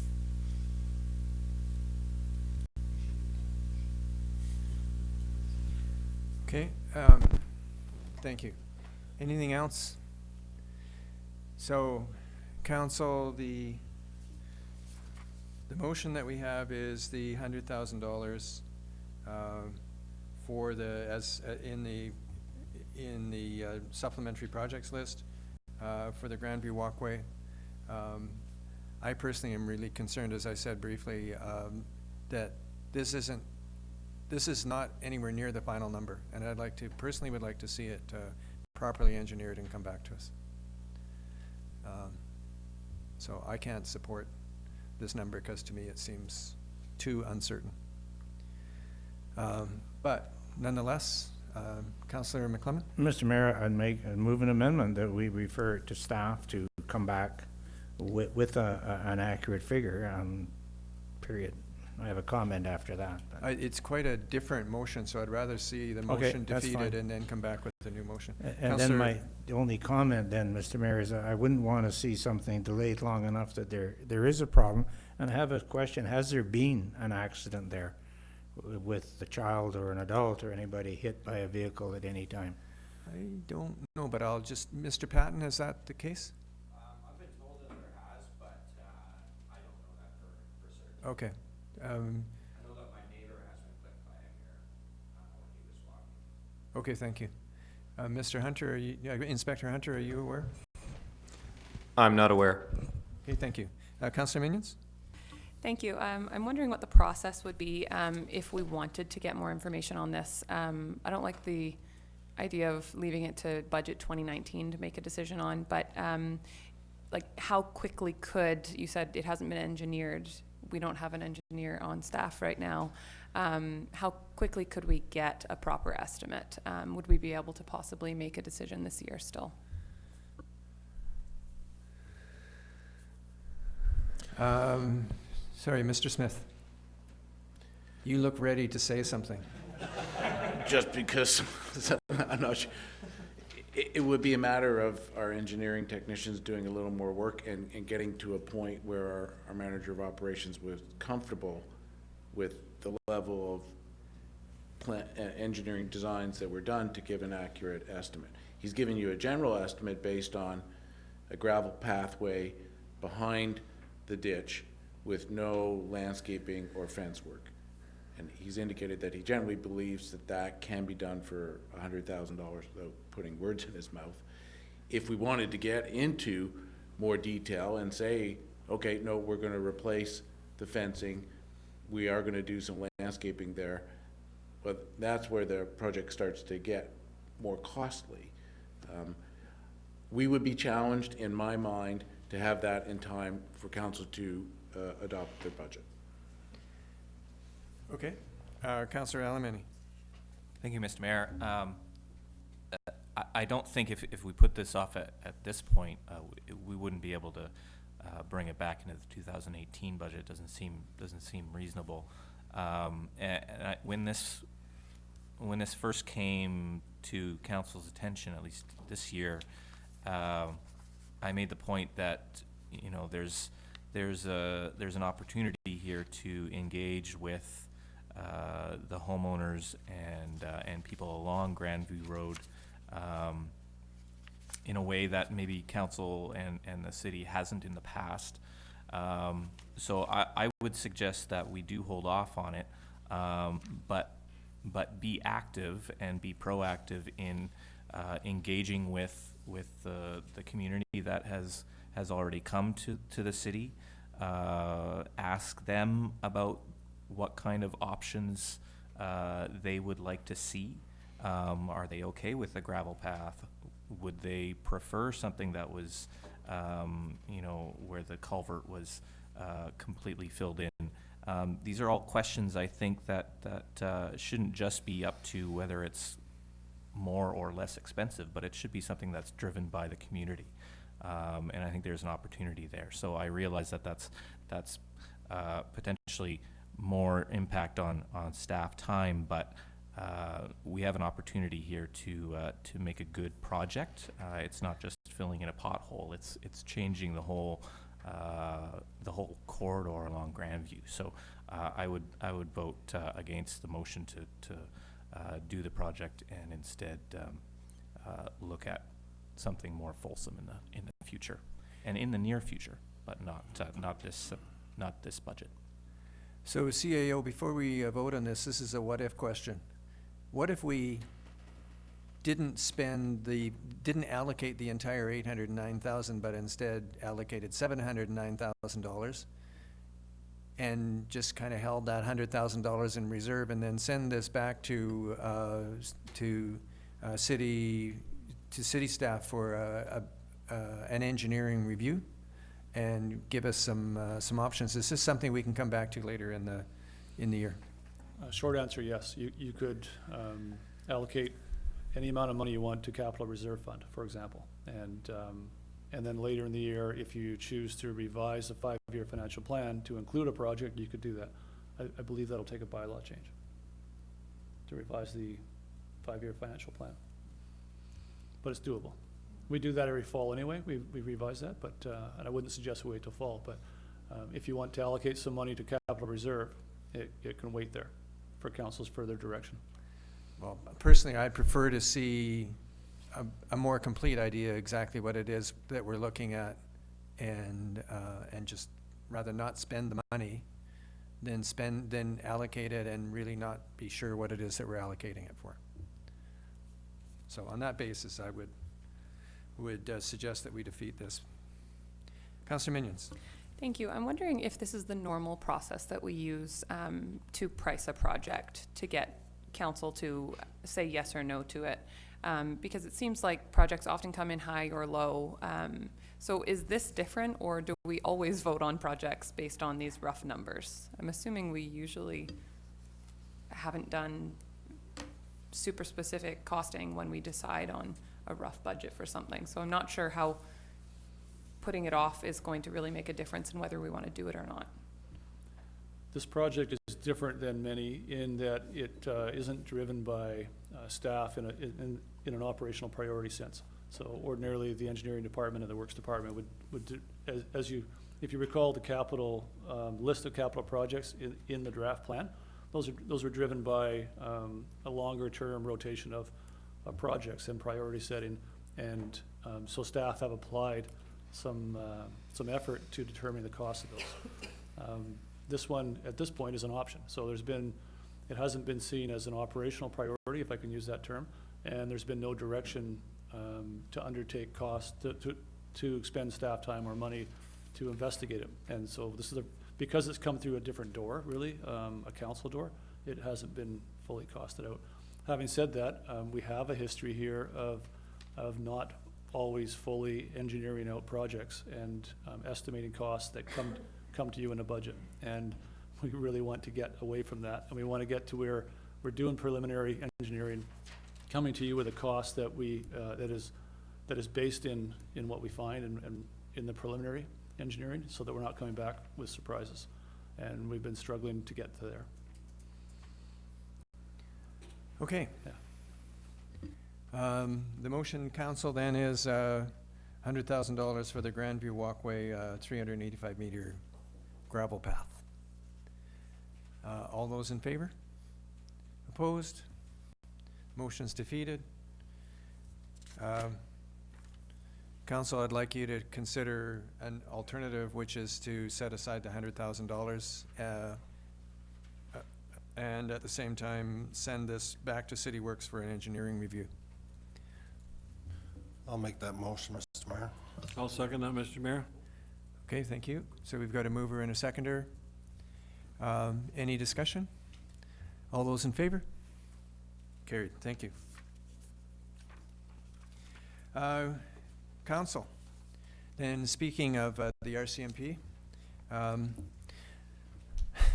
was going to say dollars to donuts, but it'd be unfair, wouldn't it? He knows where I live, so, there we go. Council, I bet you that one of the next major items that we need to consider is what we're going to do with the McLean's Mill budget. I bet you. So if you turn your mind to it, that the McLean's Mill projects are 15, 16, and 17 on our draft supplementary list. Councillor McLennan? Yes, Mr. Mayor, some of this I don't think should be on here. And I know we've talked about this at other meetings, and like the railway insurance, if we're gonna have a railroad, even if we don't have a railroad, we gotta have insurance on it. And the operations, there seemed to be a miscommunication there and so on. So, first of all, I think I'd like to just make a motion that we accept the 15, 16, and 17 totals and for this year. And then I have another motion to make. Okay, thank you. Is there a seconder for that motion? I'll second it, Mr. Mayor. Thank you. Any discussion? Councillor Alberni? This is sort of, I guess, getting out ahead, but I would like the railway I would like to make a motion about the railway insurance to go into the operations budget. Is that kind of what you're? Okay. So, so on those four, are you speaking to those three items? Not at this moment. Okay. Anybody else? Then on that motion, Councillor Minions. Sorry, was the motion to approve all three of those? Yes, all three as a package for a total of 151,000. Thank you. And that, if you recall, or maybe you don't recall, but there's a, it's a $5,000 adjustment based on the presentation from McLean's Mill Society before. Okay, on the motion, all those in favor? Carries. No, Mr. Mayor, I would like to move that the railway insurance and all operations be brought under the operating budget, the main package that we have here. And if it could be done this year, good. If not, for sure from now on. If I have a seconder. Second, Mr. Mayor. Okay. Any further discussion? Then all in favor of that motion? Carried. CAO? Mr. Mayor, along the same line, would council consider that the McLean Mill capital project optional $95,000 be included in the draft financial plan for future years, or do you want that to continue to be on the options list? Councillor McLennan? If my memory of the 95,000 is that it's basically ongoing capital, like the trestles and the ties. My suggestion would be, and I don't know if we need a motion to do that, is have the McLean Mill Society come be consulted when the budget's been made and what they need for that, put it in, and we'll discuss it at that time. It just makes it awkward when this comes up year for year as an option. And when we started these options, they were capital options. And now I see we've changed them to project options. So probably there's things that we should be differentiating and doing. Okay, CAO. Mr. Mayor, I think Councillor McClellan and I are on the same side of this discussion. If council doesn't direct us to put this into the 5-year plan, then next year it'll be on the options list again, because the only things that are in the 5-year plan so far, unless direction changes, are the things that were pre-approved by council. Okay, so is that what you're going to move then, Councillor McClellan, to put this into the Sure, 5-year plan? all that on it, Mr. Mayor. Thank you. Is there a seconder for that? I'll second that, and I have a question. Okay, so City Clerk, I believe the motion is that the McLean Mill capital projects plan be put into the, capital projects be put into the 5-year plan, starting in 2019. And it has been moved and seconded. Okay, Councillor Alberni.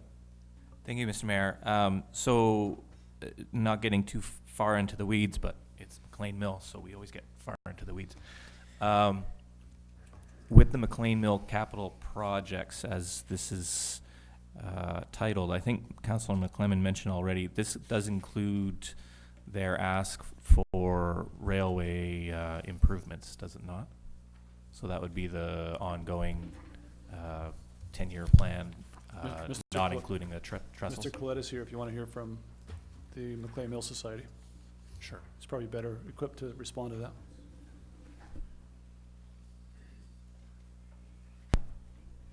Mr. Mayor and Council, if I understand the question, Councillor Alberni, yes, it definitely covers track maintenance on an ongoing basis. Okay, so so my concern is again that that track maintenance, because we are leasing the track, the city of Port Alberni is leasing that track for McLean Mill's use. I believe that it should be as its own line item in the operating budget for the city of Port Alberni, not related to McLean Mill. Whether McLean Mill uses it or not is beside the point. We have the lease on the railway, and other groups can use it. The Western Industrial Heritage Society could use it. The small track guys can use it. There are other uses, so that's a piece of infrastructure, and I would rather it be treated more as if it was coming from City Works in that line item than associated with the McLean Mill. So I don't know. I mean, I support the motion as it is, but I think we should actually be separating out those two items. And then maybe if the CAO could provide his perspective on that, that would be helpful. I'm sorry, I was doing higher math there. Couldn't do two things at once. Sorry, what was the question? Sorry, just wondering about whether we should separate out the railway capital project, the 10-year plan, basically, so that it's a separate line item in our operating budgets, separate from McLean Mill, because McLean Mill it uses the railway, but it is not the exclusive user of that railway, whereas we do lease it. We could do that, and that probably is congruent with what McLean Mill Society wants. McLean Mill Society asked in the first place that the rail insurance, for example, not be shown in their line item. So it's been broken out. So we could, in our draft plan going forward, we could, under our heritage budget, we could show McLean Mill operating grant. We could show rail costs on a different line that would still be going to McLean Mill, but they'd be reflected as rail. Is that what you're saying? Yeah, I think that gets to it. I would even suggest taking it out of the heritage line items and have it as City Works, because it's something that we have to manage. But if that's if it's in the heritage budget as a separate line, then that's fine. Okay, Councillor Washington, then Councillor Minions. Thank you, Mr. Mayor. Like we say, we're agreeing with it as a total package right now, money-wise. But that line 15, I'd like to see it stay in the capital, but break it down next year with the rail, like Councilor Alamoni says. And then their capital bag will end up being less than it is now, if that makes sense. It makes sense in my head, but if they break that down, then we can move it over next year, and then they'll still have the one, you know, with all the money they're gonna make with the campground and stuff like that, their capital will be a lot less next year. Mr. Mayor? If I can, Mr. Mayor, I think that would work in several ways. In fact, it would enable us to show what capital is actually going into McLean Mill, which is what that really is intended for, and what is going into rail. And so our intention was that after a couple of years, hopefully only 2, McLean Mill Society would be able to start to invest that money into McLean Mill, not into rail. So this way we can reflect where that money's going better. Councillor Minions. Thank you, Mr. Mayor. I like the intent behind this, but I think it actually gets away from showing transparency with how much as a city we're spending on McLean Mill. I understand that this money is not for McLean Mill, it's for the rail, which we're considering our asset. And I know that we do need to, you know, consider it an asset and revitalize it like we would a road. But if we didn't operate McLean Mill, would we operate that piece of infrastructure? I don't think so. So I really think that this is taking away some of the transparency we've created in the last year through the McLean Mill Society, because even though this is our city infrastructure, it is a cost that we are bearing because we're operating McLean Mill. So I would really stress that we don't separate the two. We can treat it as city infrastructure and, you know, maybe Works Department takes over some level of that, I don't know, oversight planning, but I think it needs to be grouped with McLean Mill because we're maintaining it for that reason. Okay, thank you. Anything else? Councillor McClement? Yeah, I think that the motion is that it goes on every year as a budget for capital, and how it gets fit in. Anyone in this town who reads it, whether it's under McLean Mill or under food security or whatever, seems though the food security guys want lots of trains, they're gonna know what it's for, you know, seriously. And I don't think there's any problem with transparency, because there's gonna be no doubt it's either gonna be the Industrial Heritage Society and they're doing their training for BCIT or something, or it's gonna be McLean Mill. So everyone will know that. I don't think it's anything that we're going to be hiding from someone. So City Clerk, I'm going to ask you a really hard question. What is the motion right now? The motion that I have is that the rail and all operations be included in the 5-year financial plan going forward. More or less. So sorry, no, that's a different one. Sorry. McLean Mill capital projects be included in the 5-year financial plan. I was looking at the last one. So that the McLean Mill capital projects be included in the 5-year plan. Okay. Gotcha. Councillor Minions, you want to speak again? So just to clarify, if we are not with this motion separating where it will be shown, like if it will be identified as funding towards McLean Mill. The motion says that you will put this $95,000, we will put it into the next draft financial plan. And even without a motion, we'll find a way to break that out so that it's still in heritage, but it's reflected what the rail capital costs or the rail costs are. And so if we want, we can put in brackets McLean Mill. Thank you. Okay. Okay. Councillor Washington. Sorry, Mr. Mayor. So the way the motion stands now, this will all get shifted over. You'll break down the 95 between that and the rail, but then it would just be a line item next year that's basically a gimme. There won't be no there won't be nothing from the McLean Mill to come in to take away from our capital next year? Or am I That- reading that wrong? But it's the 31,000 is separate, is in addition to the 95,000. Well, I understand that, like, but just at 95, we want to break that down for the rail, like Councilor Minion said, the rail. And then the other, what's left of the 95 is they're operating. Am I understanding? I might be confused, but it just, I want to see that 95 come back next year as a capital that we can debate on what monies they need. But have it, rather than just McLean Mill capital projects, have the rail taken away from that, taken out of that, so that number's different. But I just don't want it all going over to the right side. Mr. Collette, does this change though? Because your plan is to actually decrease over for each of the next 3 years past this though, right?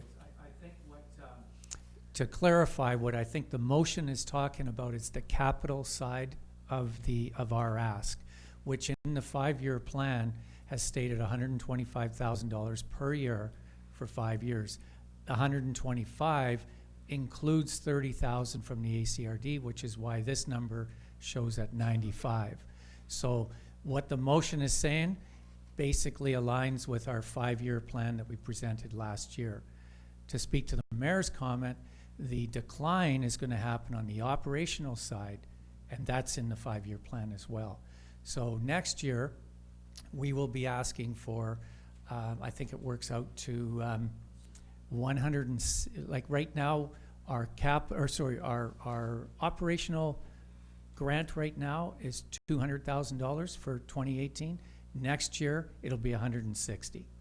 So there's where the decline is on the operational side. Okay, Councillor Alberni? So just to clarify, when you, next year, we will still have that question before us on whether we should support that reduced number potentially. I don't think so, because it'll be in the 5-year plan.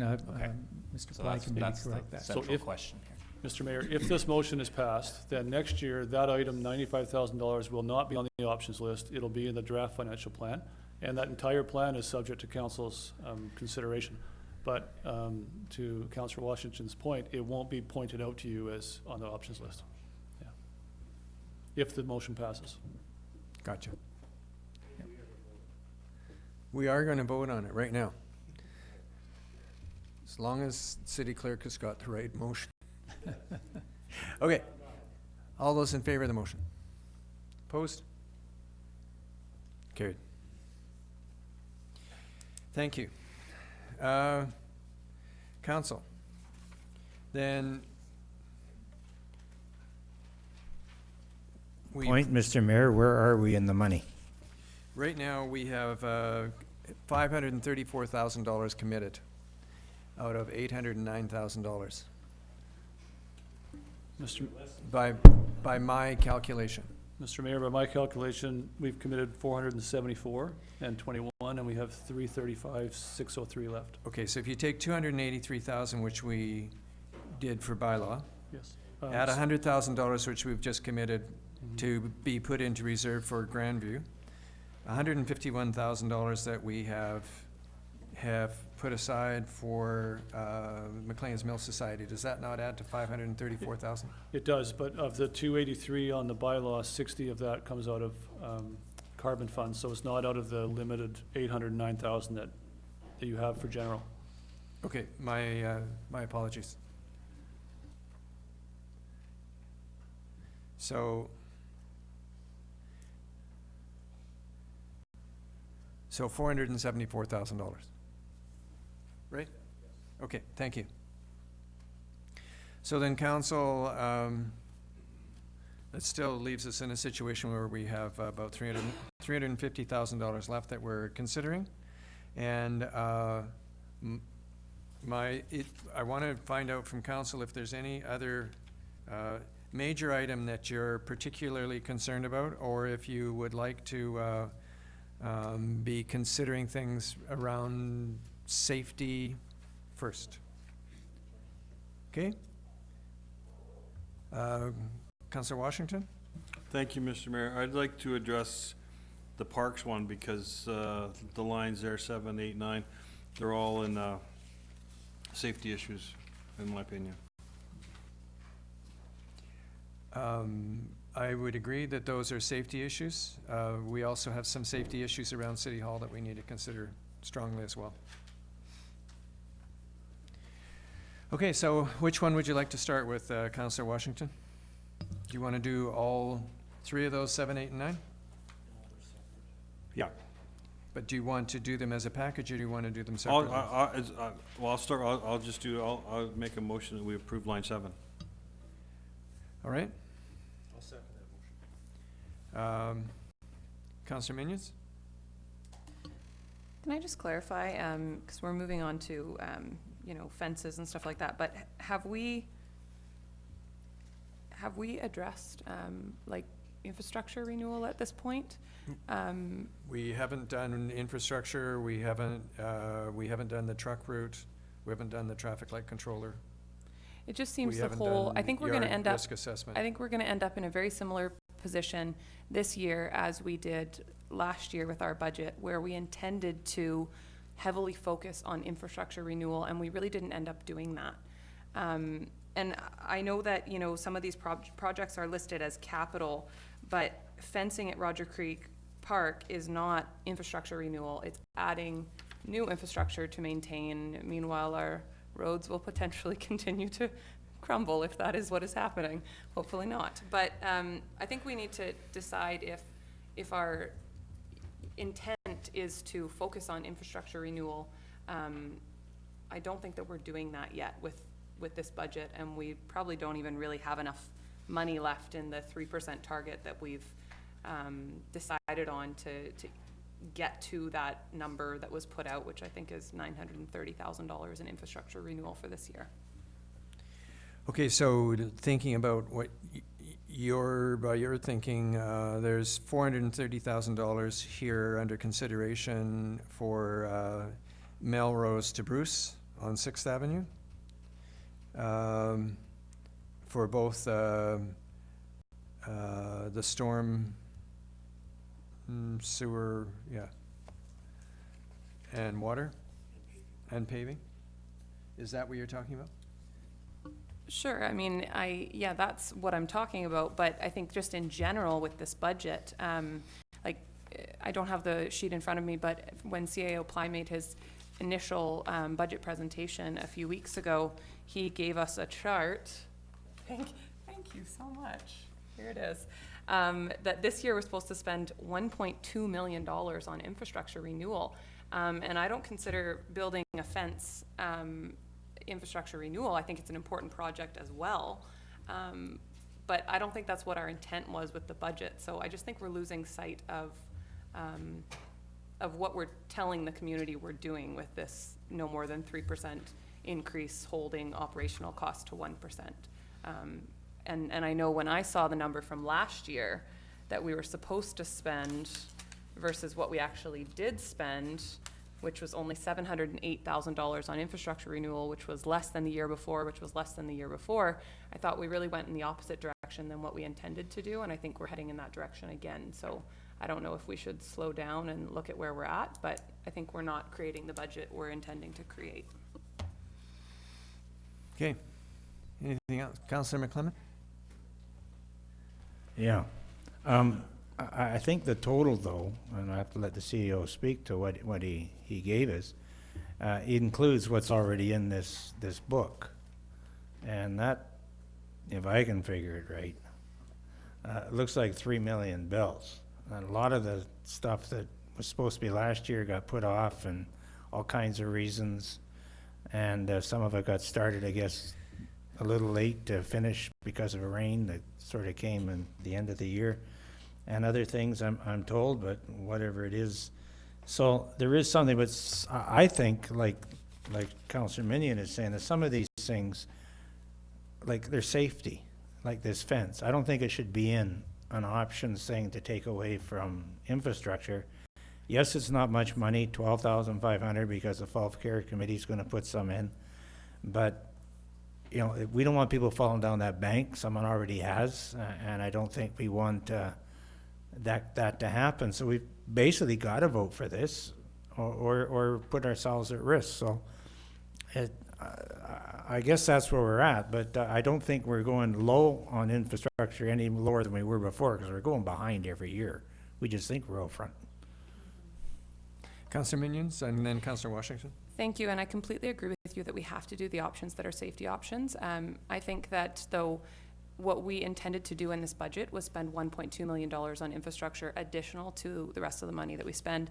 I think the point is that we're spending less and less and less on infrastructure renewal every year, as has been pointed out to us every year of our term so far, and we keep being told that, you know, that's been decreasing for years and years and years. So I mean, it sounds like you're saying we need to spend $25,000 for the fence, and I don't disagree with you, but 3% is probably not a reasonable target for us to stick to then, and maybe that's the number we need to reconsider, because we're either going to stick to 3% or we're going to do the things that need to get done.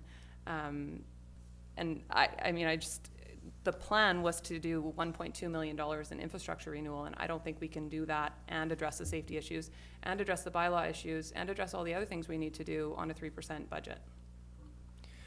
Councillor Washington. Thank you. I was just wondering, the infrastructure projects we've got, like Councillor McClement said, we are behind due to weather and supply and delivery of the products, but how, in a perfect world, I guess if we got everything done that's on those pages, it's not going to happen. You can't get all that done in 1 year, can you?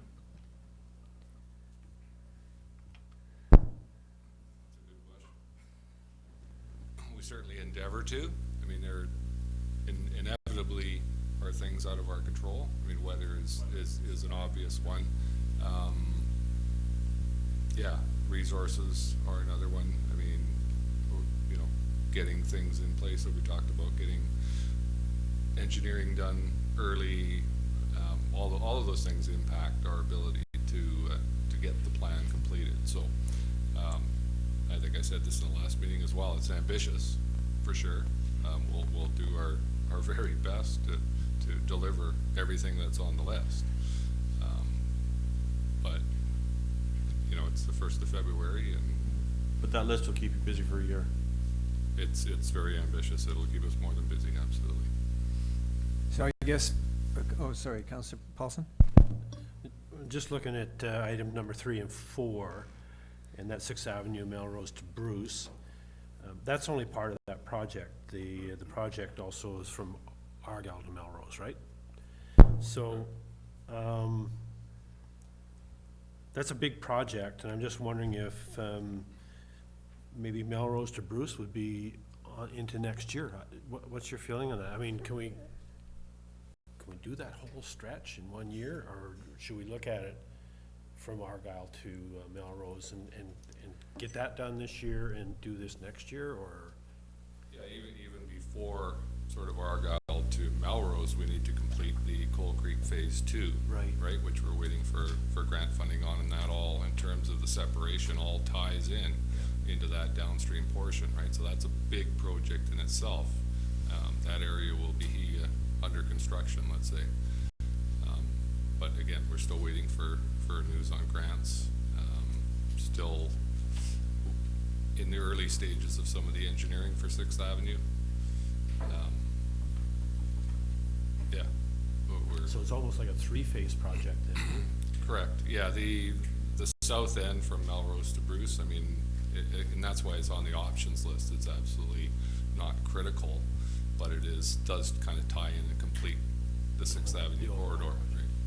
So, but I guess, does it make sense to consider it for 2018? Is it realistic to consider it for 2018, or is it better to consider it early in 2019 in terms of the amount of time and the amount of, you know, dealing with grants and so on and so forth? Yeah, and again, those things are out of our control, right? So if we knew tomorrow, you know, about the grants, we could move forward probably more quick, right? I mean, we've already talked about doing North Park, you know, and we've got our engineering crew busy on that. you know, maybe added a couple other things already tonight to their plate in terms of engineering. Yeah, I just find that the weeks and months go very quickly, and we do have a lot of work on this program, so. Well, I'm just thinking if we can get right to Melrose done this year and not commit the money for the rest of Sixth Avenue, so Melrose to Bruce, then we can get some of these other safety things addressed, probably almost all of them addressed for that same $430,000. I agree. Well, what's realistic? Is it realistic to consider all three phases this year, or is there just so much what ifs that it's not realistic to consider that? I think there's a lot of what ifs at this point. So. Because I would be loath to commit $430,000 to it and say, okay, we're going to do that, we're not going to do these others, and then in the end, well, geez, we didn't get any of it done. Plus water and sewer money in that section as well. Yeah. Councillor Sobey? Just a quick question. Is there actual, as for these grants that we're speaking of, a timeline that we have to have before we get the separates storm drain from sanitary?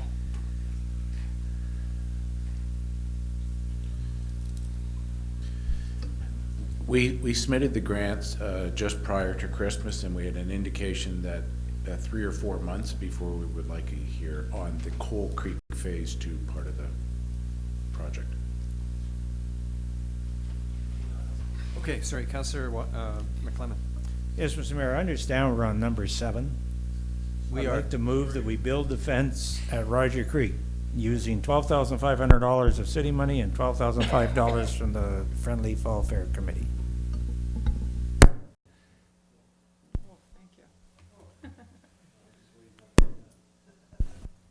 Geez, and I was just getting used to it.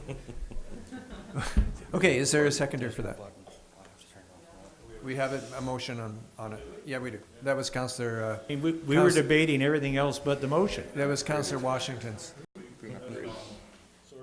Okay. We're blaming it on Councillor Minions. We're going to be here till midnight. On the motion, then all those in favor of the fence along Roger Creek and Fall Fairgrounds? All those in favor? Carried. Okay. Then let's take the next piece, and which is down at Harbor Key. And I bet you that Councillor Paulson has something he wants to say about that, since he has lots of experience down at Harbor Key. It's probably a double-ended question, but just when I looked at this, and we have 2 projects, the playground area, windbreak, and the covered eating paving area, both about the same cost. We have Harbor Key reserve funds of 12.5.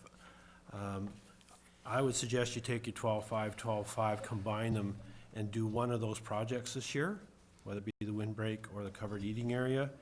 And my second end of that question is, on the Harbor Key Reserve Fund, where does the reserve money come from, and what's the anticipated buildup of that reserve fund over a year or 6 months or whatever?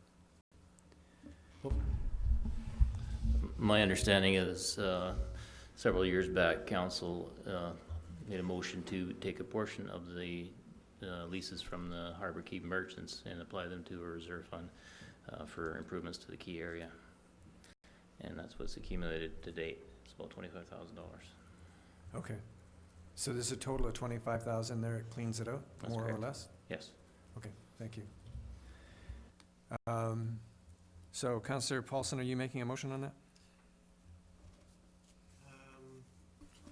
I would make a motion that we combine the 12,500 of the reserve fund into the playground area windbreak project. It's not going to quite cover it all, but Second, Mr. Mayor. Okay, any further discussion? and to approve number 8. So it would be, then we'd be short $2,000, but that's relatively minor. Right, CAO? Councillor Alemany? So just to be clear, then that would take number 9 off the table? Yes, That would I'm take just number 9 off the table. addressing number 8 for this year. Okay. Any further discussion? All those in favor of the motion? Does that work? Opposed? Carried. I did something good tonight. Then, First thing. council, in terms, if we're dealing with the safety issue, if I think about safety, the next safety issue that I can see is number 14, the Blair Park resurface spray park and drainage repair. To me, that was described to us quite clearly by Mr. Goodrow as safety is in terms of the users, particularly the young folks who use that. Councillor Soe? Thank you, Mr. Mayor, for addressing this issue. As we heard from staff, it's pretty much a urgent matter, especially to getting this ready for the summer months. And the park is very well used, and I would hate to see anything happen there. So I'm prepared to make the motion. I'll second it. Okay. Any further discussion? All those in favor? Carried? Okay. Then we've done McLean's Mill Council. Council, our next safety issue is the Tot Pool repairs, I would think. Director Thorpe, would that be correct? That's, you're thinking safety with that one? That's the way you described it too, I believe? Yes, that's correct. That would be the priority. Okay, thank you. Councillor Sobe? I'm prepared to make the motion that we address number 18 and for the Tot Pool repairs for the amount of $7,500.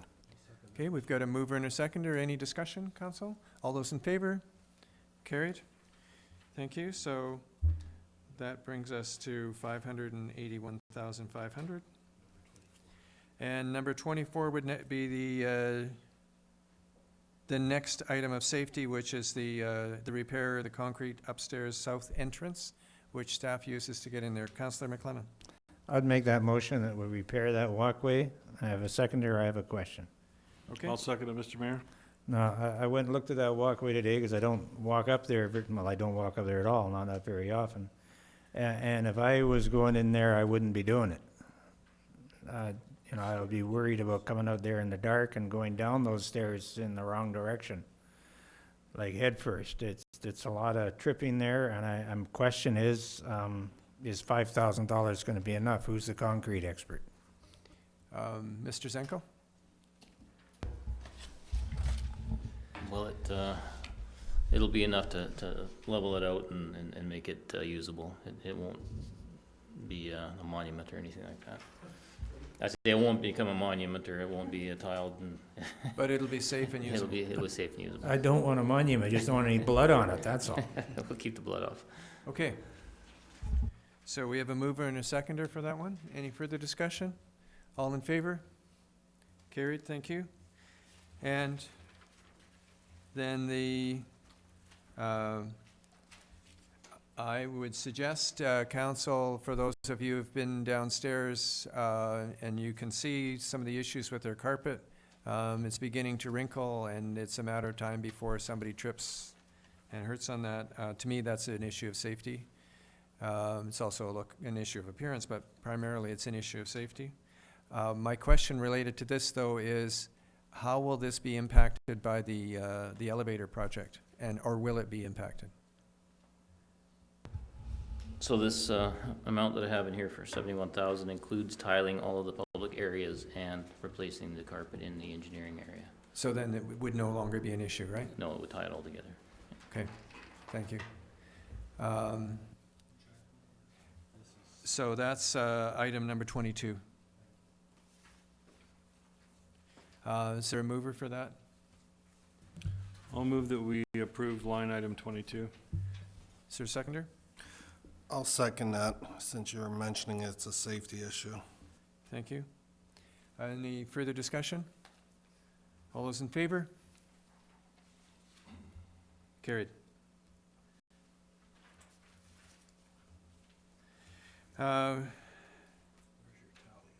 I'm at 657,500, and I know that the CAO has his calculator working there, and he can tell us exactly how much is left.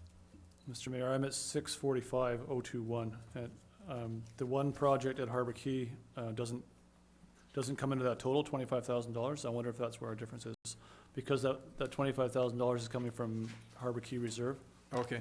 not coming from taxation this year. And so then that's, so 652? That's where we are? I have 645, so you have 652? I do, so I bet you forgot the 7,500 bucks. I might have. Yep. Okay. Council. Yeah. Keep up. Council, we are. Council, are there any other items that you see in terms of safety that, Councillor Washington? Thank you. Under item 23, we've got east side retaining wall. Is that just landscaping issue? Is there something happening to the retaining wall? There is no retaining wall. It's an eyesore issue. It's not necessarily a safety issue. We've been making do with it since the multiplex been in place. So this is the same retaining wall we've had for 17 years, is that what The you're one telling that's us? not there. Yes. Yeah. And I think the grass looks better than a retaining wall, so. Well, we're trying to keep the grass where it needs to be, yeah. Okay. Council, are there any other of these projects that come to mind that are really critical? Because just remember, we're not absolutely obligated to spend $809,000. But I do see a few hands up, but I'll start with council first, and then I'll come to you. Councillor Sobe? Thank you, Mr. Mayor. It's somewhat a safety issue, as into security lighting program incentive for the community and around the area. So it'd be a great addition to our community if we could get that incentive out for our businesses. Okay, let's consider that one, but let's get the others out as well. Councillor Paulson? I just have a question on item number 5. It's under traffic upgrades. And it's traffic light controller for 10th and Redford. Like, is that the big controller box, and is it just about done its useful life? I don't quite understand what it is and what the ask is. Okay. That's what I was going to bring up, and I'd be remiss in not advocating for that. Our electricians are warning quite severely that that really does need to get replaced this year, or we will be having a 4-way stop at 10th and Redford. So it is critical infrastructure. I think it's a main intersection. Yeah. And that controller needs to be replaced ASAP, is what he's telling me, so. Okay, thank you. Councillor Sobe? If Councillor Paulson is willing to make the motion, I would second it, now that I found out the understanding of it. Well, you just scared me, so I'll make the motion. And I'll second that motion, Mr. Mayor, for item number 5, traffic light controller for 10th and Redford at the amount of $25,000. Okay, so it's moved and seconded. Any further discussion? All those in favor? Carried? Okay, and then Mr. Goodrow. Yeah, I just like to talk about the Millstone Park. It would be nice to have a park that was completed instead of having 5 or 6 that are not finished. So the 25,000 is also securing a grant that we could get it for 50,000 to finish the rec park area, or the rec fish portion of it also. Sorry, the which portion of it? The rec fish, the project that's going on with the refurbishing of the bank. So. Oh, in terms of the riprap that's going in there? That's correct, yeah. And this would finish the riprap, is that what you're saying? And finish our park, yes. Oh, okay. Yeah. And so the $25,000 actually creates an additional amount? Yeah, if we commit the 25 to the park to completely finish its signage, lighting and all that, yes, the 50,000 goes towards it. And that'll be another area that would be completed on top of what we see. So- for all the landscaping, all stuff on top of the Where does riprap that's where gonna be does the there. other 25,000 come from? What do you mean? Is It's it a grant? $50,000 grant from Recfish, yeah.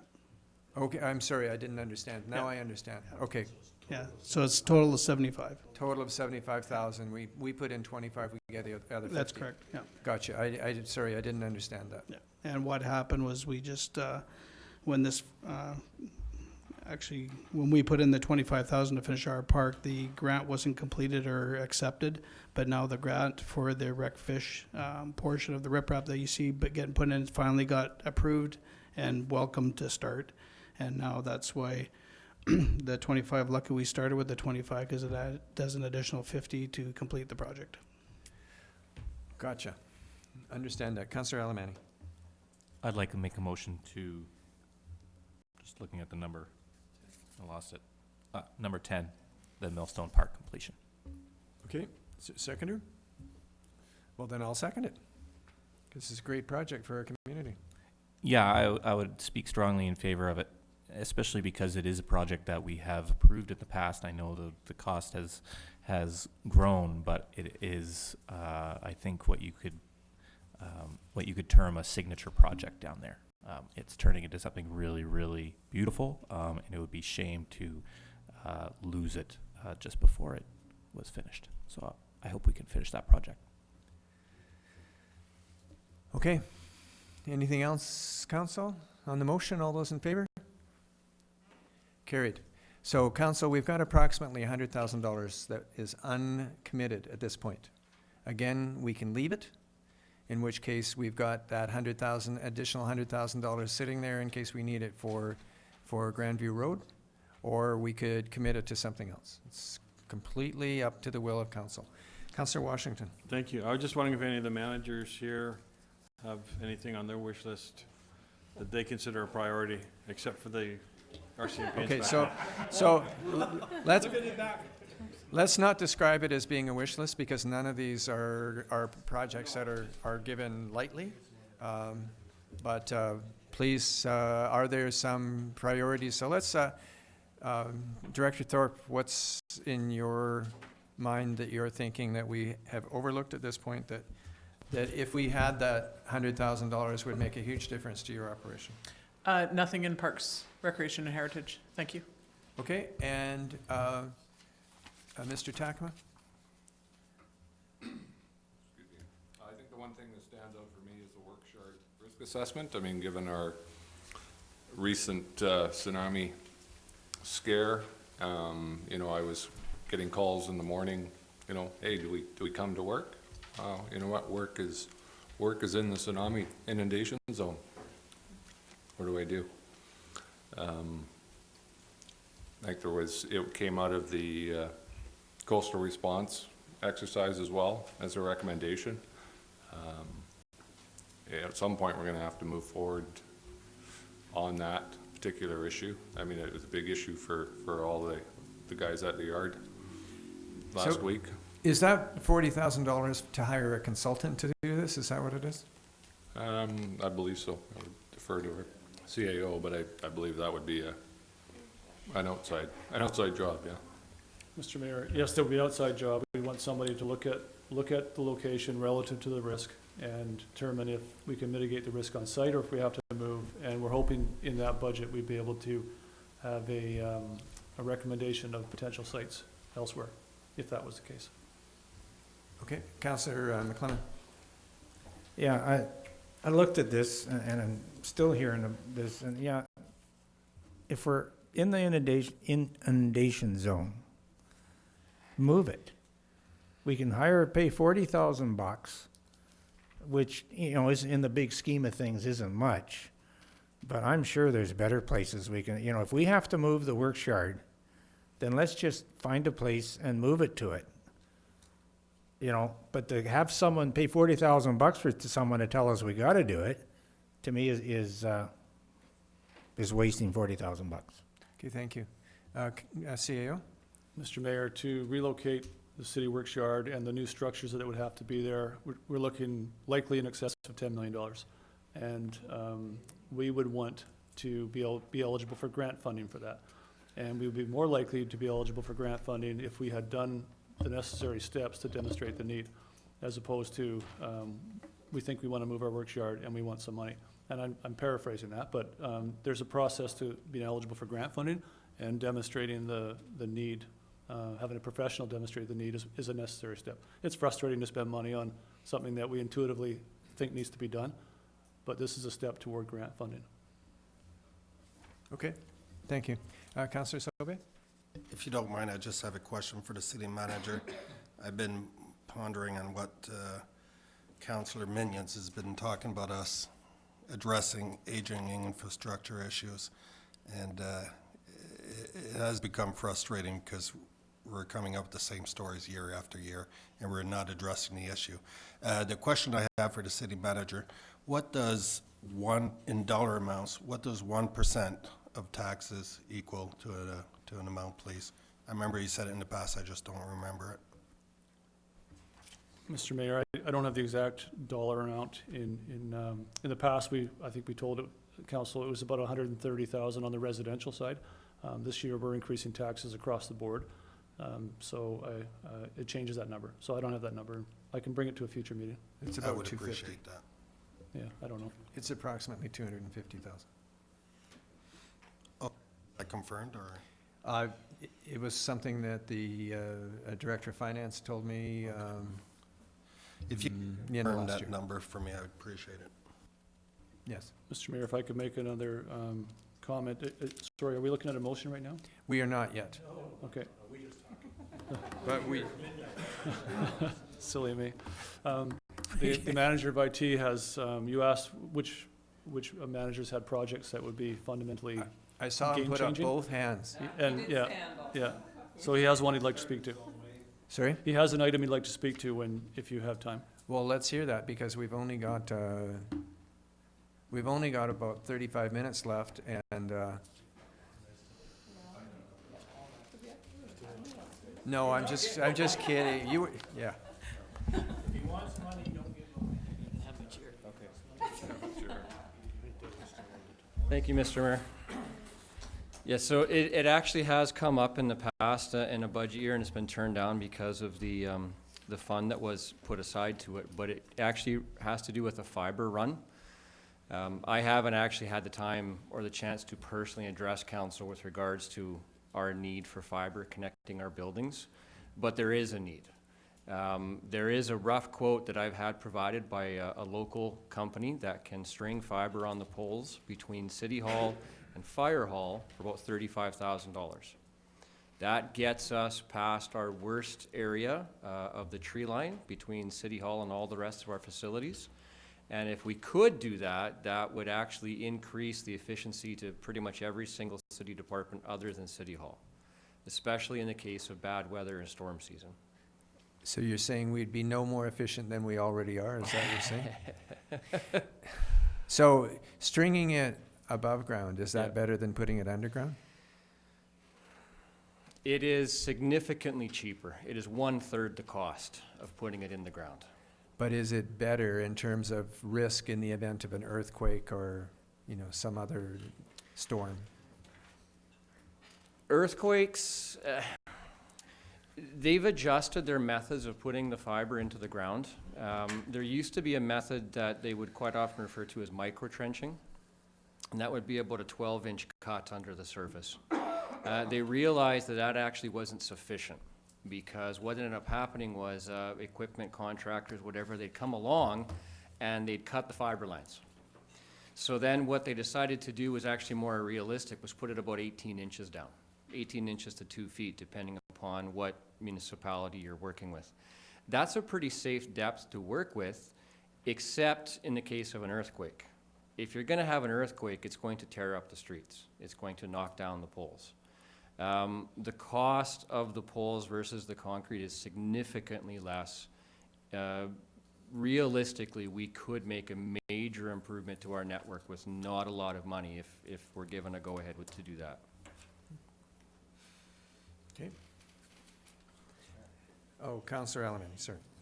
If I could just make a point on that, I would simply point out that TELUS has strung fiber through the entire city on the pole network. a great amount of that, I would imagine, is relied upon for critical infrastructure for other things other than the city. So if we were to string fiber on the poles as well, then you know, we would be under the same risk. I think that's an acceptable risk to take. Thank you. What about this this federal provincial project that has been announced to increase the capabilities of all coastal communities from Prince Rupert down to and including every community in Vancouver Island? Would that address your issue? It might. I'm not personally familiar with that one. I've talked with, oh, forgive me, I can't remember her name now, but we do have someone that is helping us with grant applications. There has not been much that honestly has come open for backhaul, for fiber networks. They are few and far between. Last year something did come up, and unfortunately we weren't able to get to it. There's something that might be coming up this year, possibly. I'm open to any opportunities for grants. It's just, when I heard this opportunity come up tonight, this would be a major improvement to our city's network. It's just that was just announced within the last 2 weeks. Okay. And it's to create this significantly increased connectivity for all of the communities on the coast, so including all the small ones. Whether that would provide the same amount of capability as what you're needing or you're suggesting that we need or not, I don't know. That's not my background, but I just remember that 2 weeks ago this announcement was made. And I thought, oh, gee, I wonder what the impact will be for the city and, of course, all other municipalities on the coast. Because it even includes the Sunshine Coast. Vancouver's not included, but I believe Victoria is, every community on Vancouver Island. So I will look into it at my earliest opportunity. I just have to get the details. Okay. It's on CBC. Okay. Okay, what's the wish of council? I'm just concerned that we don't have any other departments that might want to come up with something, such as economic development and other big important things for our community. So what are we setting us up for? So. Well, I know what we're setting ourselves up for, but CAO. Thank you, Mr. Mayor. So first of all, I would suggest that we stay on the items on the options list, because those are the things that the managers prioritized to you, unless council has items that aren't there. And I'll point out a couple of priorities for council that you have not yet considered. One is the next phase of the truck route option at $40,000. We currently have the truck counts in hand. If council wants to move to the next level on that project, again, which might culminate in grant applications, then that's a step that we would want to consider taking. Council has not yet considered the security lighting program incentive. I don't know if that's a priority for you. And again, back to the works yard, a motion was not made on that one. Exactly. So, council, what's your wish with respect to those 3 items? Because those would pretty well take the remaining money that we have. Councillor Alamani? 2 points. One, I don't think we should be concerned about the amount remaining. I think we should be concerned about what's important on the priorities list. Okay. Just my comment on it. Item number 6, I'd like to make a motion to approve the works yard risk assessment. I'll second that. Any discussion on that one? All those in favor of the $40,000 for assessment? Opposed? Carried. And so I would suggest we consider the truck route, because that has been something that has come to council a number of times. We have, I think if I remember correctly, more than 1,500 pages of data that we have to look at and come to something useful for us as council. Sorry, Councillor Sobey? Thank you, and I'm glad you brought it up, because we've already invested a lot of time and some money into this project, and I would hate to see it, you know, and it has to do with the safety issues that we need to get our certain trucks off the road. So if we could continue on in stepping that project, I would really appreciate it. Thank you. Is there a seconder for that motion? I'll second that motion. Yeah, I'm making that motion. Thank you. For number 2. So Councillor Sauvé has moved that we consider number 2, and it's been seconded by Councillor Paulson. Councillor McClement? Yeah, we've been on this truck route for a long time. It's been on, it's been gone. We almost had the thing done a few years back in the previous council.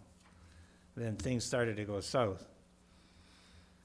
We've done a truck count, I don't know how many times. We just got another one now, and I was looking over some of the data, and I didn't see as many trucks as we used to have. So I don't know what that's gonna help us. So this money is gonna be another consultant, right?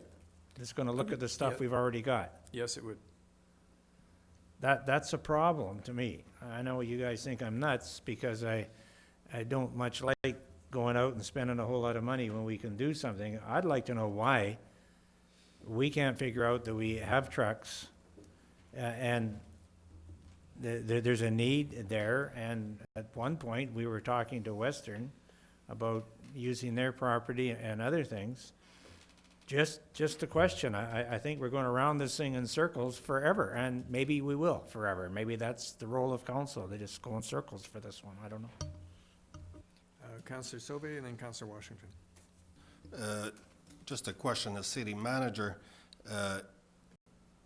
and I agree with the frustrations, but we want to go towards that path and looking into this secondary route. But wouldn't that route involve consultants with the engineers to getting this job done? Mr. Mayor, I think the Director of Development Services is better suited to answer that. So one of the challenges for previous councils, there has been a lot of work done on this, and a fair bit of some pre-engineering work that had come up with some design ideas for a truck route. The challenge that came up is the cost of what that initial plan was. The first phase on the south side of it was in the range of $4 million, and I think the total project was in the range of $10 million. That was not palatable to the council at the time that was looking at that. That large project has not come before this council. One of the things what we were doing is taking a step back, because one of the reasons that came up at that time is, well, what sort of volume of traffic are we talking about? That was the reason to try and get a bit of an idea of a traffic count on the number of vehicles and trucks that we're having to consider here. What this next step would be to frankly take a step back again, look at those numbers of vehicles. Is there a way we can consider a truck route that isn't $10 million? Can we come up with an alternative to that very significant capital project that we were talking about in previous years, still get some level of a truck route, but not cost $10 million? Can we find, where can we use some of our existing roads? Can that function for the amount of truck traffic that we're talking about? That's the idea about moving forward. So it's not, so Councilman McClement's right. We have done a lot of work on this. There was that big project that was done, but the cost is significant. So now we'd be looking at trying to take what we've done, not forgetting about it, but seeing if we can come up with a cheaper option for council's consideration. We even acquired some land in anticipation of a route, right? We did acquire some land when we purchased the Catalyst Lagoon. We were able to acquire some portion of land of Harbor Road, and then a statutory right-of-way from Redford to that land that's not constructed, but we have it's a legal road right-of-way. Right, okay, thank you. Anything else on the motion? All those in, the motion is the $40,000 for the study on to look at the data from the truck count. Councillor Minions. I just want to add that, I mean, I think, I know there could potentially be more options brought forward in the future for the route of the truck route that we'd be looking at, but my understanding is that our council has focused predominantly on the waterfront route as being the direction we're trying to move in, and I just want to state that I'm strongly opposed to spending any money that's going to move us towards putting more heavy industry trucks on our waterfront. I don't think that alleviates a problem of having them on 3rd and Anderson. I know we need to look at an option for how we're going to move forward, but moving towards a waterfront route, I think really is the opposite that we need to do. We need to move heavy industry water or trucks away from the waterfront. So our community vision is that we're a vibrant waterfront community, and I don't think that adding logging trucks, encouraging them to drive along the waterfront makes sense with that. But do you agree that they need to come off of Third Avenue? Not to move to the waterfront, not at all. Okay. Councillor Alberni. Thank you, Mr. Mayor. I completely agree with Councillor Minions as far as moving away from the waterfront. This $40,000, this report is building off of something that we've already, we've already decided on. We went back and we said, okay, we need more information about what is actually happening. We've had complaints from residents on Anderson. We've had complaints from businesses on Third. And we don't have enough data. We don't have the resources, especially without an engineer currently on staff, to look at the numbers. So I think we have to do this. It's a required bit of work for us. And I would hope that it does come up with options aside from the waterfront. We have a major highway that goes through our community that is funded by the provincial government rather than city taxpayers. So it would be nice if that was perhaps used more than our city roads. Thank you for bringing us back to the motion. Yes, Mr. Smith. So, given that discussion, I would like to clarify to council, this would essentially be looking at what options do we have within our existing road infrastructure, which would be, given what within our jurisdiction, within our power, would be looking at the waterfront potential route. There's been other studies done. There's the 21st Avenue road. That's a very long-term, very expensive project. The regional district did some pretty good work on a potential ring road bypass, all outside the city on private forestry lands primarily, totally beyond our control. So just so council is aware, the study will be looking at what our options are within our jurisdiction, and they're limited for the money that we're talking about. They will be looking at primarily along that route. I mean, we won't exclude all others, but I need to understand that's the realistic what we're going to be mostly focused on, yeah. Okay, thank you. Anything else? So on the motion, the $40,000 to take that data from the truck study, all those in favor? Opposed? And the motion's defeated. Okay. Something else, Council, that you're particularly, Councillor Alberni. Did we actually make a motion on number 5, the traffic light controller? Yes, that has been approved. Okay. And, okay, so, Council, unless you've got something else, Councillor McClement? Yeah, Mr. Mayor, I do have something else that's not directly in this list, but it relates to our budget and in our debates. And I would like to ask staff, and I don't know if I need a motion of this or not, but I'm going to make a motion to, and this is based on the fact that on our nuisance property bylaw and our maintenance property bylaw, there are fines and charges.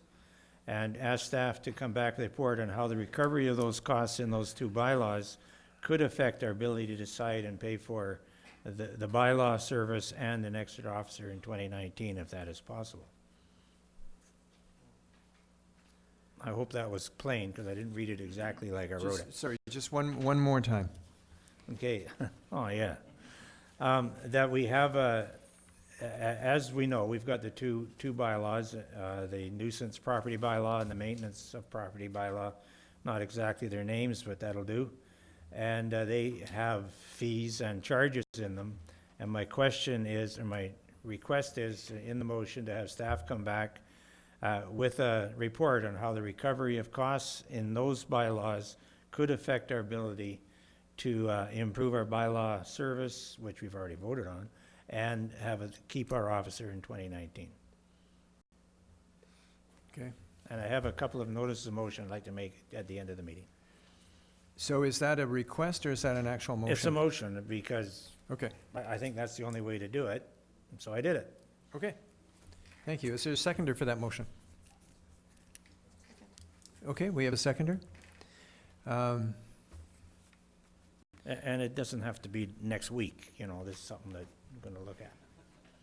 Okay. For the new manager. Yeah, maybe pay for it, who knows? Okay. Then on the motion, all those in favor? Opposed? Carried, thank you. And Councillor Washington. Thank you, Mr. Mayor. Did we ever address item 30? The security lighting? No, we have not. Okay. Have not addressed item 30. Do we have enough money left? Yes, we do. We have about $50,000 remaining. And Would you entertain a motion to support item 30? if you wish, I definitely would entertain a motion. I feel it's a safety issue, sir. Yeah, and I'll second that motion, Mr. Mayor. And are you considering the $25,000? And that would be a program that would be set up, as my understanding, CAO, the way it's proposed would be for commercial or residential properties? Mr. Mayor, I would suggest that council not differentiate in the motion, and then we'll work with the RCMP to determine where that money's best spent. Okay. Councillor McClement? I like the concept, and I'd like to see the concept with security cameras as well. I don't think 25,000 is gonna touch it. And, I don't know, it just doesn't seem, especially if we're going into residence as well, I mean, it's just not enough money to do what the concept is, but it's a good concept. So I can't support it at that amount. Okay, CAO? Mr. Mayor, the options list does refer to it as a lighting program incentive, but it's, in my report that I brought to you last Monday, it's a building security incentive program, so it would include any and all, it could include any and all measures that, through consultation with the RCMP, the program chose to. So certainly cameras, for example, maybe deadbolts, maybe lighting, but wouldn't be limited to those. So if you're approving the program, it wouldn't be a lighting program, it would be a building security incentive program. Take the lighting out of the line. Okay. So, Councillor Washington, you want to leave it at the 25,000? For now, yeah. Okay, thank you. Any further discussion on this? All those in favor? Opposed? Carried. Council, we still have a little bit left. I would like you to consider, we have approximately, no, we have about $25,000 left, so I'd like you to consider the City Hall exterior improvements, paint and stain. We're going to be doing some work on City Hall. There'll be including, as part of the elevator project, it'll include some new doors. Might as well consider improving the look of the exterior of City Hall a little bit more. Well, the new doors will save us heat, right? Added security. Councillor Minions. Thank you. I don't personally see this as really a priority for this year. And I think that if we didn't stick strongly to our infrastructure spending of 1.2 million of infrastructure renewal, we probably don't need to stick strongly to the 3%. So whether that's a little more or a little less, I think we should look at specifically what we think the community needs. Okay. What would you spend are you worried about spending the other money, or you just leave it? No, I mean, I think we've rushed through some of these, so I'm certainly gonna go home and review what we've done, but I don't see anything else we need to spend money on tonight, with the understanding that I don't think we're done reviewing our budget tonight.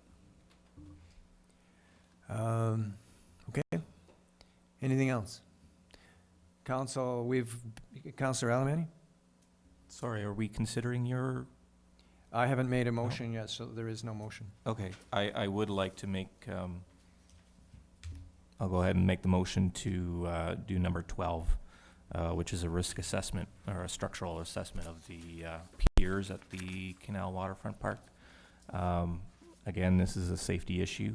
The number one thing that people say when they're even near the water or at the park is the safety of those structures that are have been left derelict. So I don't think we want anything untoward to happen to people who are enjoying the park down there. So I would strongly encourage council to support that assessment. I completely overlooked that one. Seconder. I'll second that. Okay, any discussion, council? Councillor McClellan? Yeah, I'm not sure I can support it. Really, we should probably just put a sign on and stay off until we can afford to take it out, and taking them out is going to be real expensive, and the environmental movement of all that creosote and crap, it's spooky. But I don't think an assessment is going to tell us anything more than we can already see, and I think we should put a sign on to keep people off. It's probably the best way. Okay, any other comment? Councillor Alberni? I think staff could speak to sort of what the assessment is about.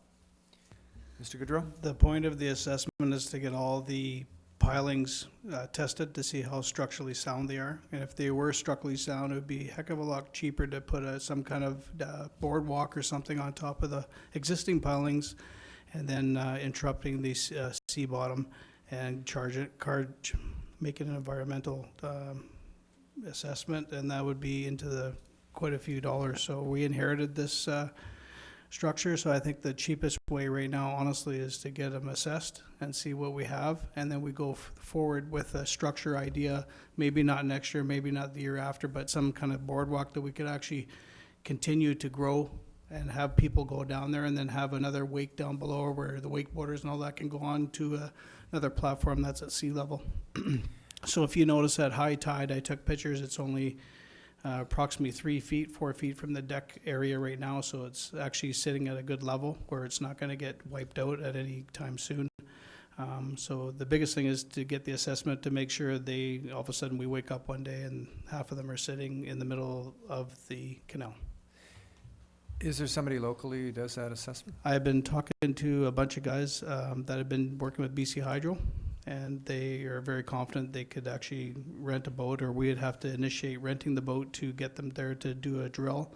And when they drill, they could actually throw a radon in there that would actually protect them further rotting if there is any. If there's not, then they could still put it in there and actually preserve them for quite a few more years.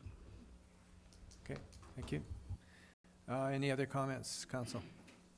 On the motion then, all those in favor? Opposed? Carried. Okay, council, that basically covers the items on this list. Councillor McClellan, did you have some notices of motion you wanted to make?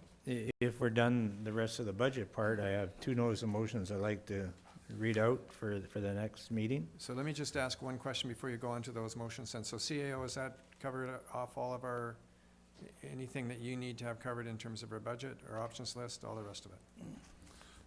It does, Mr. Mayor. If council's ready, if council's done with this, then you could direct staff to bring back a bylaw or a budget for your review and to give readings to. If you're not, we can have future meetings. I'm hoping we're finished with this, and so we would, then after we had the notices of motion from Councillor McClellan, then I'd be asking council for directions to prepare the 5-year financial plan. Thank you. And if you gave such direction, then I would ask that council consider a couple of these items as early approved, because some of them we'd like to get moving on, but only if you're ready to give direction on the readings. Okay.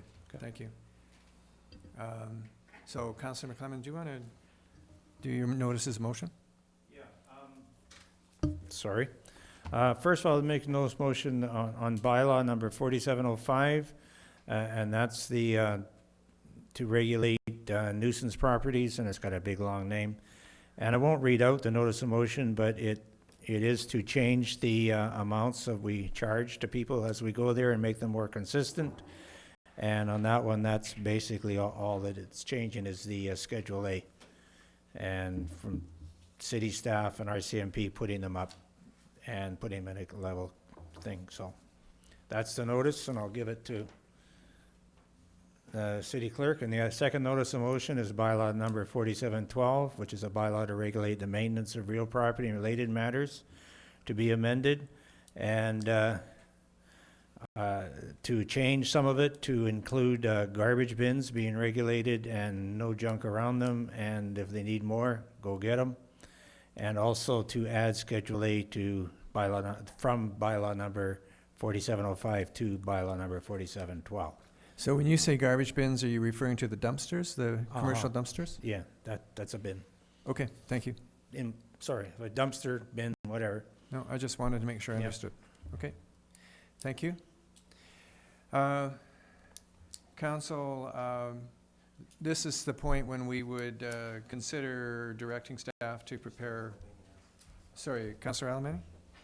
Thank you, Mr. Mayor. Just before we consider the final bylaw, I want to put it in front of council so we can have a discussion about, since we already had quite a significant discussion, even though it wasn't on the motion, but about 6th Avenue. So if we're serious about infrastructure renewal,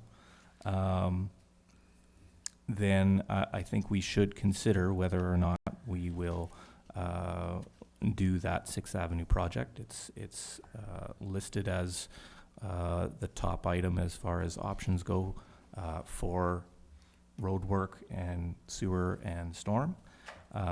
So I would like to make the motion that we include item number 3 and 4. And with the caveat that, yes, it will put us over our 3%, but we should communicate very clearly to the public why, what it is going towards, and how they will benefit. That is what other communities have done when they've gone ahead to prioritize infrastructure investment in their community, and I think we would be well served to go ahead and create our new infrastructure renewal. No. I'm willing to second that motion, Mr. Mayor. Councillor McClellan and Councillor, there is a motion which is number 3 and 4. Okay, we debated this earlier tonight, and my understanding was that even if we voted for this extra part of 6th Avenue, because already there's a large chunk of it in the budget that's going to be done, it wouldn't get started this year anyway. And that's what I heard the superintendent of, whatever your superintendent of will say. Operations. Well, they change the names on me all the time. It's like a Velcro sign on your door. So I didn't say that it wouldn't get started in 2019. I think I insinuated that there's a risk around all the other projects in the area and potential for a late start, that it may get pushed later into the year. I mean, considering, the level of engineering that we're at now. Well, I'm just thinking that all the things left over from last year, that's got to get started and get going. And this one, I got no problem voting to go over the 3% for an important structural thing. However, I don't see we should be doing it when it's not going to get started till next year anyway. Councillor Washington. I hate to see it, but I agree with Councillor McClellan. What my understanding is that we Boy, you're wouldn't be getting able good. to touch it, so let the council of 2019 worry about it. Well, I agree with both of you. It was on that basis of, I felt that it wasn't something that was realistic for 2018, and it was something that was much more realistic for 2019. I have to tell you, Wolf, that if I'd have felt that it was something different than that, I wouldn't have directed towards those other things. I would have been pushing for all of 6th Avenue to be done, so that's why we started with that discussion. Councillor Washington? I agree with you, it's the same there, but noting that some of the projects that we've approved are one-time projects, so they won't be back next year, and this can come back next year, and we should be able to have the money for it. There's always lots of one-time projects. But, Councillor Minions? Yeah, I think next year there'll be another list of one-time projects. I'm unsure on if I agree with this project right now, just for the possibility that it may not be done. But just in the larger picture, I think that if we can't do the level of infrastructure projects that we are setting out to do in a year, then I think that's a problem with the direction we want to go. So I understand if, you know, at this point in the year, we can't commit to getting this one done, that makes sense. But, you know, what's restricting that? Are we cutting our staff back with our 1% operational increase to a level that we're not going to be able to maintain the infrastructure renewal projects we want to take on? I think we're sending very mixed messages here on where we're going. You'd be surprised, or maybe you wouldn't, but the number of people over the last couple of days have come into City Hall because of the increase in their water bills. So I can tell you that if we went over 3% in terms of taxes, it would be far more than just to come in here for the last few days. And there's a lot of very legitimate concerns. And those are things that we decided we were going to do because we needed to increase the amount of money in that reserve fund. So I believe we need to stick to the plan that we set. The plan we set was a basic 3% increase in taxes. The plan we set was $1.2 million in infrastructure renewal spending. It was not a 3% increase in taxes just for the sake of a 3% increase in taxes. It was so that we would do an additional $1.2 million of infrastructure spending. We're not doing that. So the projects that we've supported are worthwhile projects, but that was the plan we set. So that's my issue with what we're doing tonight. Councillor Alberni. Thank you, Mr. Mayor. Whether it's actually completed this year or it's completed next year is an operational issue. It's quite irrelevant, I think, in our purposes. Our purpose is to set policy and to set a 5-year plan. And if I've learned anything over the past few years, it's that when the going gets tough, we push out the big projects to some time in the future. We have one project ahead of, in front of us. Why don't we move away from what we've done in the past, creating those large bulges in our financial plan, and simply stay the course with what we have said, which is to increase infrastructure spending. If that's a direction of our council, then I think we should actually do that as a council. Any other comment, council? Okay, so the motion is to add the 280,000 plus the 150,000, if I understand it correctly, City Clerk? So $430,000 on top of the expenditures that we've already made, or that we've already committed. Okay, Councillor McClellan? That mean you're gonna cut my water bill out if I vote for this? Not a chance. It's going to be the same. That's a different decision that we made as a council. Okay, on the motion, all those in favor? Opposed? It's carried. So, council, I have to say that I'm incredibly disappointed. There's no way I would have gone with all the other decisions that we made had I known that that's where we were going to go. To me, it seems that it was clear that we weren't going to be able to get to it in 2018, and that there was no point in even considering it. So now we're considering it, and now it's passed, and I am disappointed because I think we're heading in the wrong direction. We went this direction so that in a few years we would have significant amounts of money to devote towards infrastructure. And I agree with Councillor Minions that we made this decision, but it didn't seem like we were going to achieve it. So, Councillor Minions. I would suggest that we don't direct staff to prepare the bylaw tonight, because I think we have a budget that a lot of us are not happy with for various reasons. I don't think that, I mean, I'm personally not ready to support this budget for the year. So I think we need to take more time to consider if we want to make revisions. Councillor Washington. Thank you, Mr. Mayor. What's our deadline? Mr. Mayor, I don't have the exact date in front of me, but we have ample time. We have a month and a half, 2 months to deliberate before we need to give readings to bylaws. City Clerk, when's the next time that all of 7 councillors are going to be back together again? I think it won't be till April, Mr. Mayor. April 4th, I think, something like that, or We have whenever, whatever the date is in April. councillors away for the next council meeting and well into February, and then one councillor who's away all of March. Right. So we were, we're trying and we're definitely now putting it off for a long time for future consideration. We've got lots of time to consider it if we want to make sure that we're inclusive of all 7 people on council for this this discussion.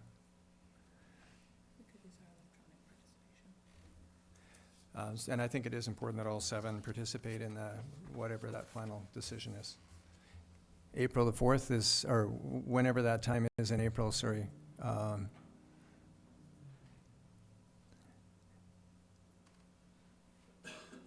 What's the? That would be really pushing it to get everything adopted by the May 15th deadline, that's when tax rates bylaw must be adopted by May 15th.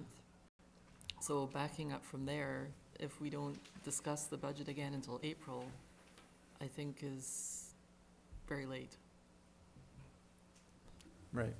CAO? Mr. Mayor, our schedule that council adopted earlier refers to March 26th, which is a regular meeting of council, where we have to give 3 readings of the financial plan in order to meet the deadlines. So that's the line in the sand, is March 26th, our regular meeting. So prior to that, council would have had to given us direction to bring that bylaw. March. So we'd have, what would be the meeting before March the 26th?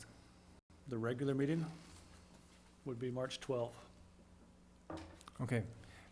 Councillor McClellan? You could give us direction at a budget meeting prior to March 26th, but we'd need a little bit of staff time to get that ready for that meeting. Right. Councillor McClellan?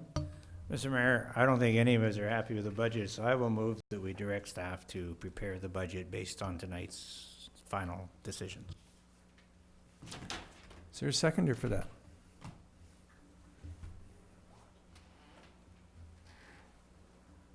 So that would be inclusive of this, yeah, okay. Well, there's no seconder, so it's not even a motion. Yeah, is there a seconder for that motion? No. Okay, then, council, that brings us to the next item, which is, do we wish to give early approval on any of these items? Mr. Mayor, I would suggest that if council's not ready to direct staff to come back with bylaws, then we not consider early approval. But thank you Okay. for considering that. Okay, then I'd entertain a motion to adjourn. Mr. Mayor, so what are the next steps, though? The next steps would be that we're going to have to, there's going to have to be another budget meeting. So we do have one that was previously scheduled for February the 19th, but recognizing that we will be 2 councillors absent at that meeting that we had previously scheduled. Okay. February 19th, I'm free, if that's that Okay. council you're talking about. Okay, I will be available.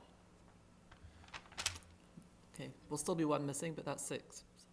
Okay, so we'll stick with our next budget meeting on the 19th and see what decisions we can come to at that point. Okay, motion to adjourn. So moved, Mr. Mayor. There's a seconder? Second, Mr. Nobody Mayor. wants to go home. I'm leaving. All those in favor? Carried. Thank you.